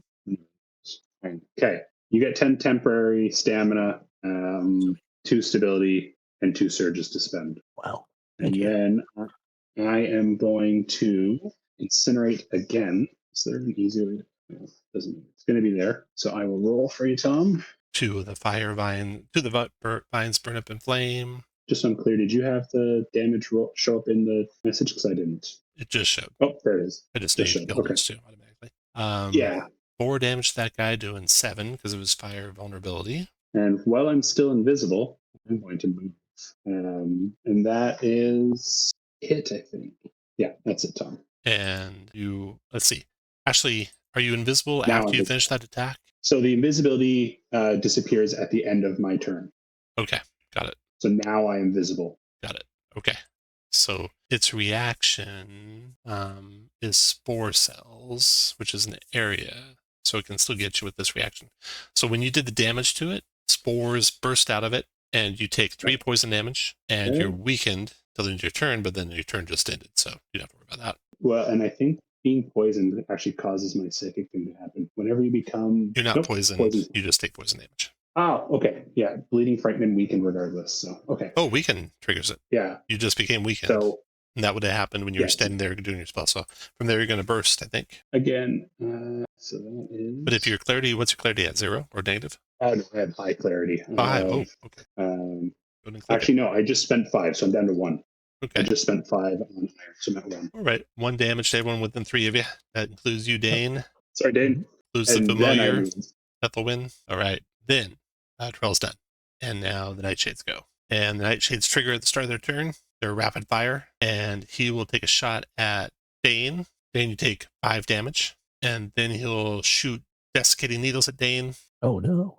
13 damage. I'm down. You're not mighty enough for it to matter. And you're also granting an edge on the next allies to attack you. You're not down. You're just, if you're negative, you're still standing. That's all his things. What's he else? He got some maneuver. That's all his things. Then back to you guys, Davor. I apologize. I thought I was going at a 2 level and I was at a 1. So, but we can fix this. I'm going to start off with Drain. I'm going to attack Well, I guess I don't have range on my healing ability. I guess I can. Yeah, I'm gonna do drain on this guy in front of me. Oh, first let's do my prayer. Oh, thank goodness it wasn't a 1. I get 3 piety. Okay, good. Okay, so here's my drain. Not great. 4 and 1 ally within 1. I'm not an ally, so I guess that I really screwed that up. But anyway, I did 4 corruption to it. 4 corruption on your But the face. thing, Okay, got it. yeah, and then the thing I really want to do is my maneuver. I'm gonna spend 5 on faith armor. Ooh, And wow, Very okay, nice. 15. So I'm gonna give it to Dane and whoever at the that win. character At is. the win, Yep. yeah. And then our talent. Trell, okay. 1, 2, 3, and myself. Okay. Thank you. And that's it for me. I'm gonna just hang out here. Okay. Lariat's turn. In the dark, 2 Lariats are going to fire tendrils out. 1 on Ethelwyn and 1 on Dane. Ethelwyn and Dane, you both take 2 damage. Ethelwyn, you are pulled. I'm gonna use my trigger on to my ward. Hey, Tom, can I interject something? Yeah. Yeah. I looked up drain, and it looks like it says you or 1 ally within can spend a recovery. So I do believe you could have spent a recovery there. That's Oh, okay. Okay. I was just going then I'll do that. I didn't, for whatever reason, I didn't think I was an available target. Sorry, the wind's still not within 2 of you. So it'll do the damage to you and then pull you 3 to there, getting closer to it. And then Dane, you took the damage. It was Dane, you took 2 damage. And then it will pull you, but your stability's 1, so it'll pull you 2 into the darkness. Nope. Stability has +2, Tom, from iron. Yeah, I think those 10 hit points might got used up, though. They did. Yeah, Yeah. they did. This is new. Oh, All they right. were okay. All right, so that's those 2. And there's no others. Back to you guys, Dane. Okay. Am I grabbed? Negative. You're free to move. No. Okay. There's nothing right adjacent but to I you. am Whatever was bleeding pulling you is further to the south, in the dark. Yep. And then I was bleeding in weekend. Is that correct? You should know. You'll have to keep track of that yourself. Okay. I suggest scratch I paper for everyone because you'll get lots of conditions. And then some will be interns, some will be save-ins. All right. Shoot. I think I need to do recovery. Recovery. Then let's charge forward and use my judgment on the big guy. Judging the big guy, okay. Burns. It's big lashing tendrils ready to strike out at you. Okay. I think that's my turn. After you comes the big guy. Each Thraxel encounter slides each adjacent enemy 4. This guy will slide you to there, into the darkness, Davon. And the big sussor is going to drag you into the darkness, Dane. And Findle, you'll be thrown back against the wall, 1 square to the north, and then hit the wall with 3 squares left for 5 damage to Findle. And anyone else adjacent to anyone? No. And that was 7. Then the big guy will go on a rampage. Start his turn and takes damage. 2 fire, becomes 5 fire. Then he moves into Dane's square, and Dane, you'll take damage 4 points. Then he moves into Findle's square, leaving your reach, Dane, but I don't think you can take an attack opportunity if you have a Bane, so I don't think you get an attack opportunity. Oh, you lit a fire trail? Didn't even notice that. Sorry. Yeah, the pillar. The pillar. Oh, that fire source. Shoot. That's going to change what was going on here. It's going to grant Dane an attack of opportunity. Yeah, I'll try and mention it next time. It's okay. It'll move again on my turn. It's okay. There we go. Lights that up. So Dane, attack opportunity as the thing leaves. Oh, great. Where is it? Oh, there we go. For 10 plus. No, just 10. Just 10. Okay. Good hit. And then the thing runs over Findle, doing 4 damage to Findle. It's this maneuver. Shift 5. Use hide as a free maneuver. Ooh. And then it'll keep moving to there. And then Findle, it'll provoke from you as it moves away from you. okie doke. So that's going to be just a free strike. I've not used this. You can do that power, Dane, where you spend a malice to do that, or spend a judgment to do that. Yeah. Judge. Yep. 1 wrath. Yes. Is that a free strike? Yeah. All right. So it's 5 damage to him. Yeah. Okay. Then is there 1, 2, 5, 6, 7, and then the darkness it rolls. But as it's leaving the 2 of you, as it's moving by you, it's going to use its ripping razors as its action. So this is, the first part was its movement. Ripping Razors is his action. Ooh, and a crit. Findle and Dane both take 14 damage. And you're both bleeding. Save ends. Yeah, I guess Why so. not? One And health. Dane, have you ended the previous bleeding yet? I didn't do a save and test. It's the no, very it's last test. thing on your tokens. Save/intern or in/save. Oh, there, yeah, got it. Okay, so Yep. previous bleeding ended for you. So it's gonna not do any more damage than that. And then finally, so it's moved, it's attacked. Both of you bleeding save ends, and then it will use its unraveling body to shift 5 and use the hide as a free maneuver. So off into the darkness it rolls. Where it went, nobody knows. And also it should take some holy damage, right? 4 points of holy from Dane for using in action. Yep. It is done. And then Findle. Somewhere in the darkness far to the west, that thing rolled. Is there a symbol you tend to like for bleeding or no? You don't have to use any symbol for any of your conditions. You just note them on scratch paper. Make sure you make all your saves, etc. If you want other people to know that you need help clearing a save condition, I'd recommend just the SC looking thing. I don't know. What was that? Essie? It's a little squirrely looking thing. Oh, That just sure. lets others know that you have a save ins condition that you might want help with. Sure. Okay. Cool. Thanks. But otherwise, if you don't want help with it, you don't need to mark anything. I just trust you to track it all. All right. Let's see. I think the first thing I'll do will be to do a catch breath and submit 1. So that will give me 10 and get rid of one of those. Oops. That's not what it's supposed to be. There we go. All right. Don't really see anybody. Let's see. 1, 2, 3. All right. I will just move down to here. And then I guess I should roll my insight 2. Okay. And this is the only guy I do see down here. So I will just do a fade at him. Oh man, tier 1's like crazy. All right. So I'll do, let me see if I have any surges. Yeah, I'll do 5 damage to him and then I'll throw 2 surges on top. So it'll be 9 damage. Got it. And that will Well, I'll give you an edge on that. Bump it up. 3 more damage. 3 more Got damage.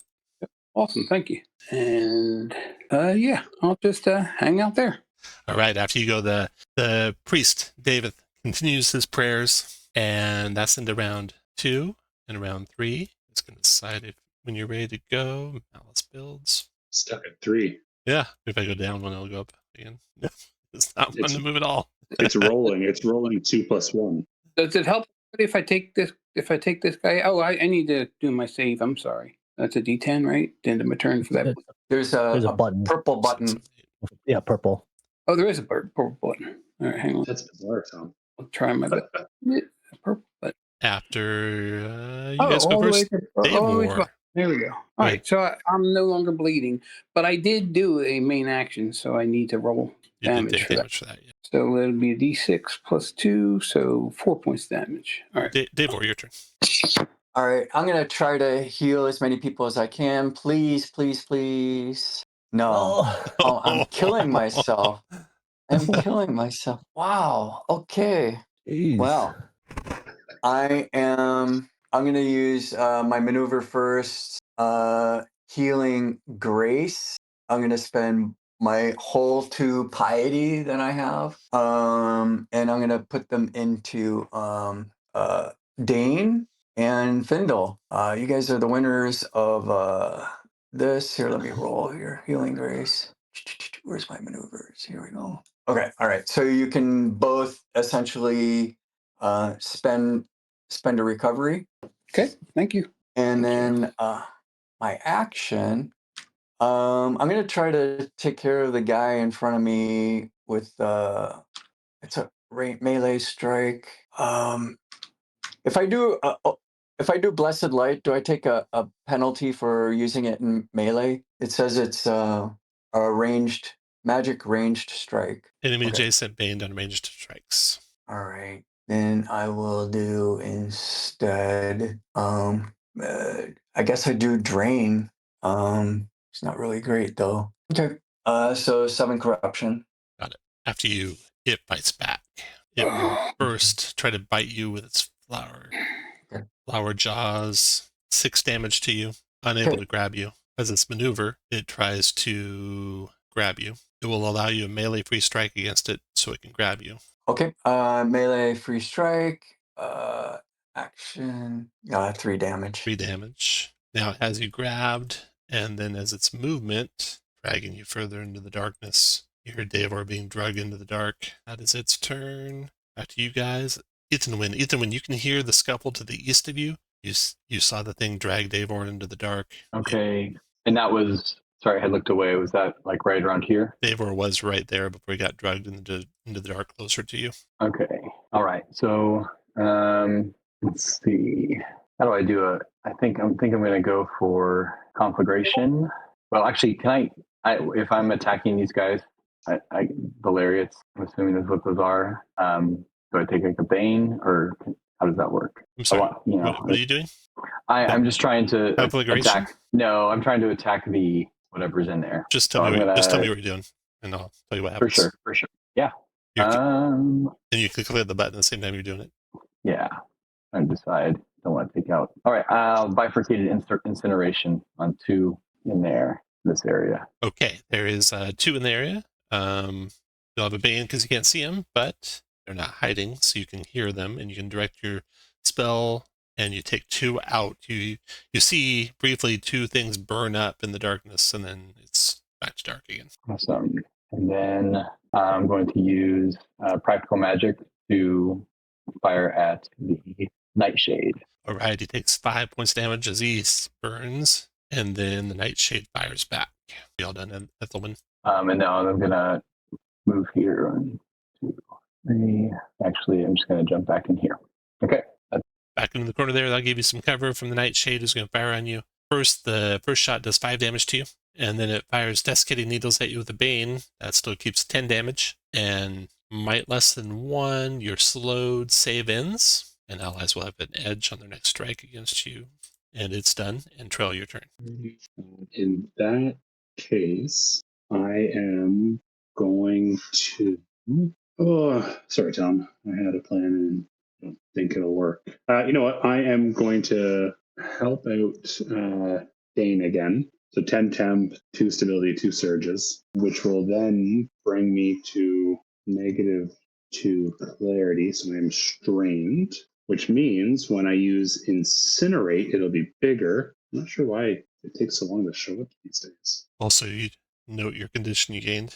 Can't use maneuver save ends. Okay, yeah, that's fine. Where do you want to put that incinerate? I am going to put it. Let me just make this one bigger. You can drag it where you want I'm it. gonna give you an edge on that incinerate. Ooh, yeah. Here, 3 result. Just drag that where you want it. Yeah, I'm trying to decide. Like, part of me wants it here to try and burn away vines on 2 windows. But if I put it here, I can do 1 window and catch that guy. That's what I'm going to do. I'm going to try and hurt him. Okay. And we'll reveal as well the hiding susurrus over there to the west, lit up now by that fire. And that also burns up the vines on that window. Perfect. Very cool. And this area is plunged into darkness.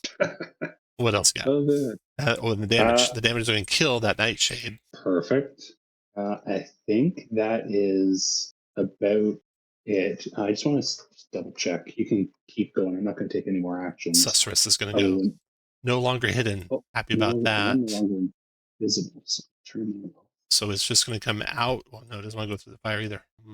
Okay, so we go 1, 2, 6, 7, 8. It uses its unraveling body, shifting 5, using hide as a free maneuver into the darkness. And then from the darkness, using its action, as ripping razor tentacles lash out at Trell. And it'll So is it going to take a double bane because it's taunted? From my judgment, it would take a double bane. Yeah.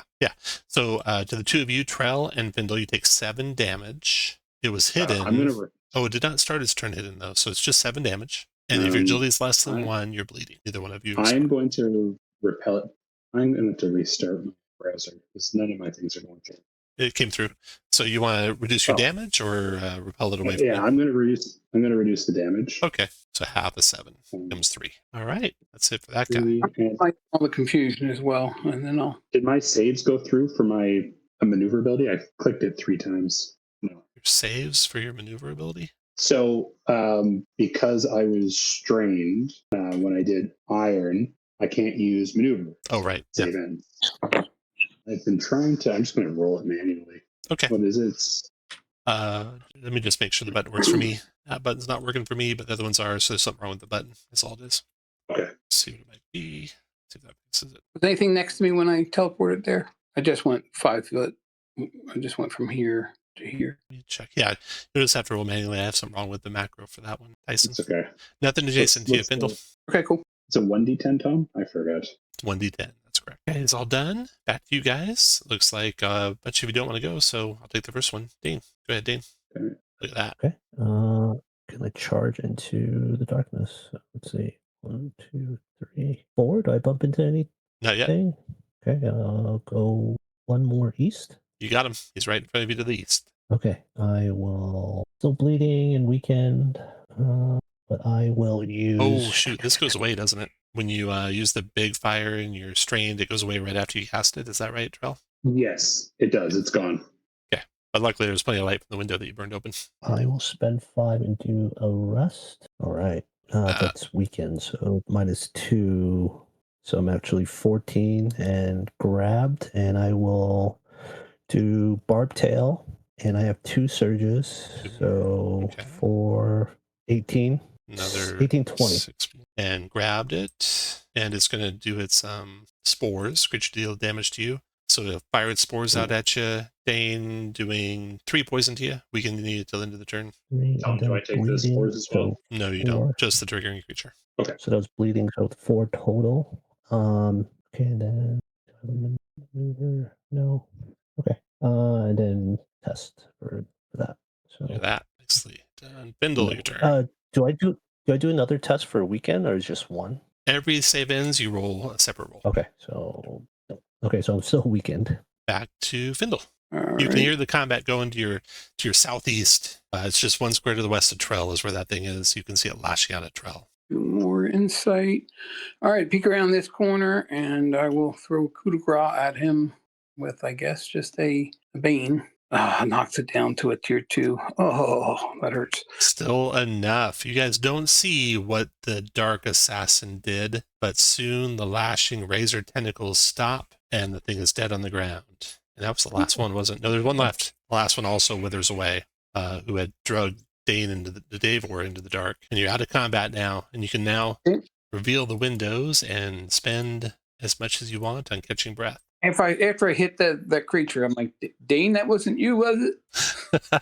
No, luckily, no. All right. David, after the battle, the priest up there on the nave, he collapses, unconscious, or not unconscious, but collapses to the ground, weak, gasping. There is the statue behind him with the sword glowing. The statue is of the saint, same saint that the tomb is below. Is the glowing wall still there? There's no glowing wall, but it is a flash on the ground. But you guys are able to pass it. Ethelwyn freely stepped over it. Nothing happened to her. Yeah, Ethelwyn is just going to go check on Daveth and just make sure he's okay. See what's going on. Are you okay? I'm okay.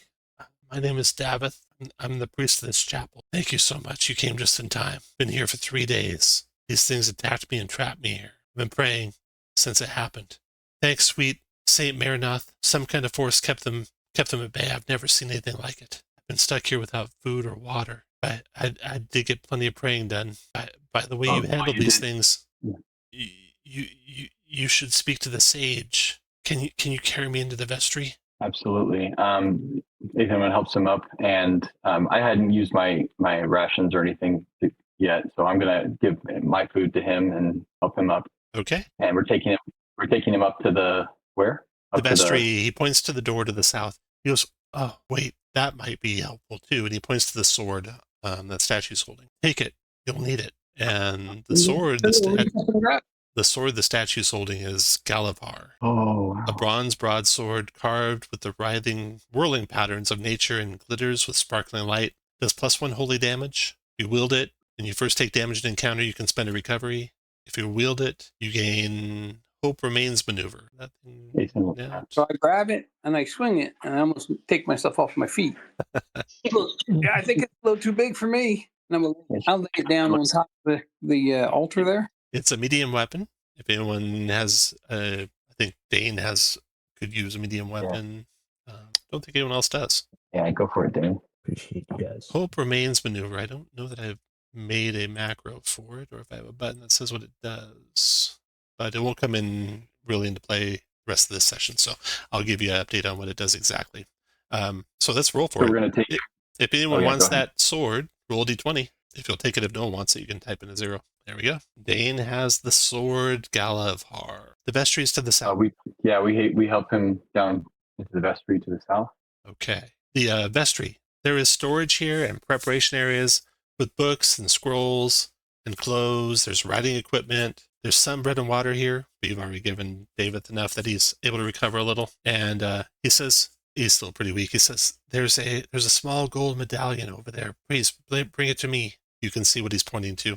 Ethan Wynn goes and picks it up and gives it to him. He says, if you're looking to put a stop to these things for good, you should seek the counsel of the sage. You drink some water in between. Her name is Whisper of Sunset Over the Frost. She's lived near here for hundreds of years. I haven't heard from her since these things first appeared about a month ago. I've gone to her for help before.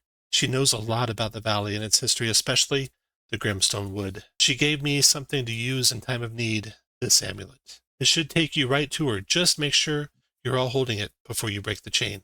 She takes the amulet and looks at it and hands it to Dane. It's a one-time use Is there thing. anything you can? Yeah, it's a one-time use Is there- thing. With your magic skill, you would recognize that this thing will function once. Just function once. She asks Davith, is there anything you can tell us about the sage? Anything that we would need to know when dealing with her? She lives in a tree called a Griville Efer. I don't know what else that much. Oh yes, it's a Griville fear.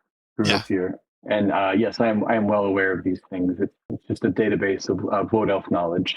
And I guess she must be its caretaker. Yes, but she's not like you. He says, looking at you, Ethan. Yes, she is our sister, a high elf in your language. I don't know anything else. She should be pleased for the help. Tell her David sent you. We will. Thank you very much. Do you need anything else from us? Do you feel? I think I'm okay now. If you can find a way to put it into these things, I will stay here and pray. We will. So all of you can take off your 10 hit points. Those all go in the encounter. You all got a victory for the last encounter. You all got a hero token because you restored the light to the room without breaking the windows. You could have also broken them besides just lighting the vines on fire. You did not break them, so you gain a hero token for that. Did it even move? I think it was already. No? Okay. So 2 victories now. And everyone should heal up a little bit before we end up teleporting to someplace unknown. oh, it's not unknown. I assure you, it's nearby here. A short walk from the village, really, but not a safe walk in these conditions. Okay. All right. Let's all hold on to the amulet now and break the chain then. All right. When you break the chain of the amulet, you are instantly transported to a room high off the ground in a gently swaying tree. On a bed lies a high elf with her eyes closed. She is surrounded by candles. As she breathes, all the candles in the room flutter and then swell back to life. The walls are lined with shelves filled with ancient scrolls. The ceiling is open to the air, a hazy magical barrier keeping the wind and weather out. Several large branches hang down from the canopy. They're covered in wide, flat oak leaves. The leaves are etched with tiny writing in Yorick. The elf is holding a leaf wrapped around a piece of gnarled wood. This one has been inscribed with Hierelic instead of Yorick. Around her feet are scattered several of the writing-covered leaves. There are 3 healing potions on a nearby desk, which have been taken out of an unlocked chest. You can feel here, Ethanwyn, the power of green. The power of green is strong within this high elf. Once immense, you suspect, but withering. I communicate this to the party and just walk up to her. And is she awake? Did you say? She's asleep. She's asleep. Okay. What do you think? Should we wake her? I think so. That we're in dire straits. Give it a try. Yeah. So I gently put my hand on her and try to rouse her gently. She doesn't wake up. She doesn't respond. Davor, what do you want? I'm going to examine the writing on the leaves that are laying beside her table. See if I can decipher them. Okay. You go to Let me know if you need help, Davor. You go to look at the first leaf, and touching it to turn it over to look at the writing, a vision comes to you. A civilization of ancient wood elves constructs a stone shrine over a natural font of green magic, a spring of glowing green water in the heart of the wood. I can't read any of the writing. You know what? I'm going to try and use mind speech. I know she's not waking, but I'm going to try and use mind speech to try and speak to her even though she's asleep. No response. Dane, what do you do? I would try to help Davor, but also read the inscription in Halric on the Okay, leaves. so that which she's one? holding? There's leaves on the ground, or the one she's holding? The one she's holding is The one that she's has the one Hyle. that's wrapped around the novel. Okay, so you got to read that one. The room fills with sudden wind, blowing the candles out. You all experience a series of vivid mental images. The village of Byre is destroyed and swallowed by mountains of dust and sand. Greasy vines reach under the earth like muscles in you, all arranged in a giant circular pattern that emanates from the woods, drinking life from the valley and sucking it into the forest. A stone door with an emerald in its center slowly opens to reveal an enormous, bruised, beating heart. Just when the vision seems all-consuming, a calming, soft green light fills your sight, accompanied by a gentle hiss of wind and leaves, jangling wind chimes, and a sonorous female voice which says, "Fear not, heroes. Every color is a shade of green." Finally, the vision focuses on the gnarled length of wood Whisper holds, and you see yourselves carrying it into the Grimstone Wood. Findle. I'm just kind of sitting back in amazement. Well, that was something. Everybody see that? Yes, we did. Yeah. Ethelwyn? And when walks over to the other leaves, we read Whispers? And You we read got one. that. Yeah, you read one. Okay, yeah. So she wants to go and try and read some more of the leaves. As many as Picking she up a can. second leaf, the shadow of a huge horned shape descends on the shrine, wrapping it with twisting vines and wreaking destruction across the wood. Based off of these visions, do I think that we have enough information to find this particular spot with the beating heart, or is it just kind of a generic location? You don't know for sure. Okay. All right. There's other leaves on the floor. I'll pick up one that we haven't touched yet. Right. You get another vision. Wood elves drive back a beast, striking a deadly blow at the creature's breast, but not killing it. The horned creature flies away, leaving the Wood Elf city in ruins. Trell. I'm gonna with my telepathy, I'm gonna actually take the stick she's holding out of her hands. Okay. The vision, I think, implies that we need to bring this with us, whatever it is. Yeah, you feel a draw. You feel the draw from this thing toward the forest as you hold it. Dane. Are there still leaves that we can interact with? There are. All right, let's go for it. Go for a bit last vision. The Wood Elves speak to Whisper. This is the elf that's here, and charge her with protecting the shrine as they leave. They show her a map. Find the shrine in the heart of the wood. Once she has memorized its location, they destroy the map. They also show her the way to enter the wood. One can cross the infinite shallows that surround the forest if they hold a piece of the forest in their hand. So now you think you can find the shrine in the forest. And there's no more leaves or no more visions to be had here. She remains asleep, though. Did you say that there are healing potions on the desk? Three potions of healing. Do you guys should we grab those for, I don't know if we can do anything else for her, but I get the impression they were made for us. Okay. Yeah, I think we should go those. If anyone wants to be like push healing, roll d20. See if we get some. Looks like one's going to Dave, one going to Ethan Wynn, and one going to Do I understand the condition? Do I think the condition that this woman is under is magical?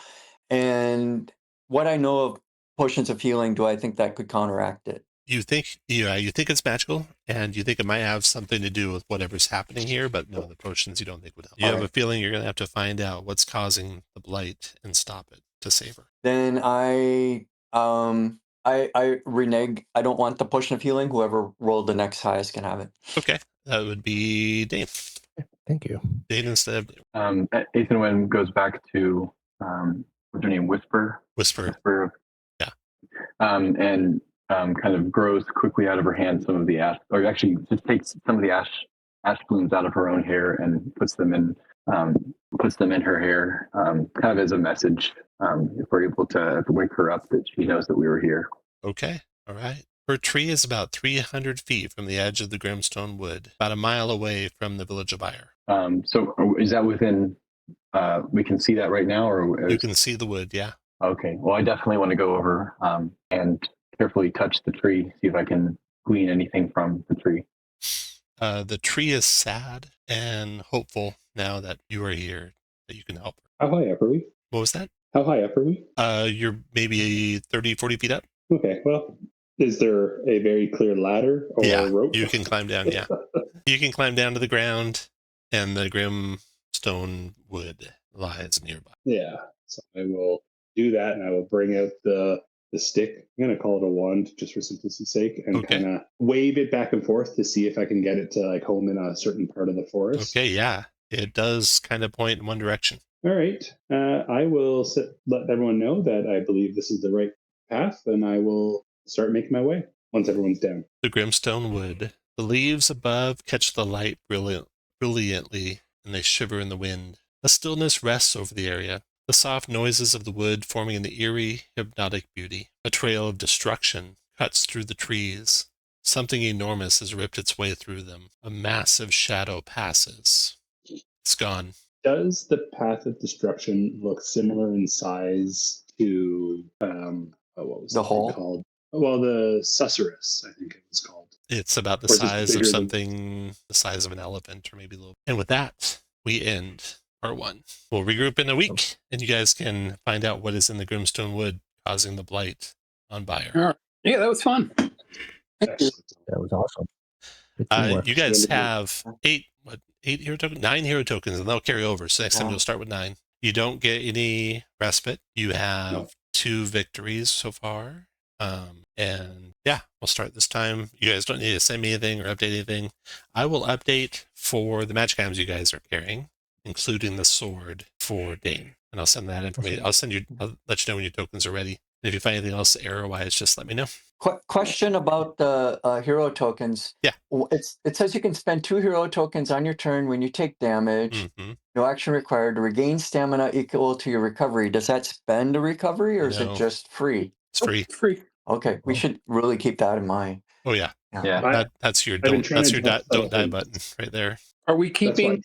Are you resetting us the hero tokens when we start next No, time? Or? there'll be 9 next time. Okay, and we should just keep them. Yep. Yeah. Awesome. Yeah, because of all the stuff you did in the city. All right. Thanks for playing, guys. We'll see you in a week. All right. Thanks, Tom. Awesome. Bye, Thanks, everyone. Tom.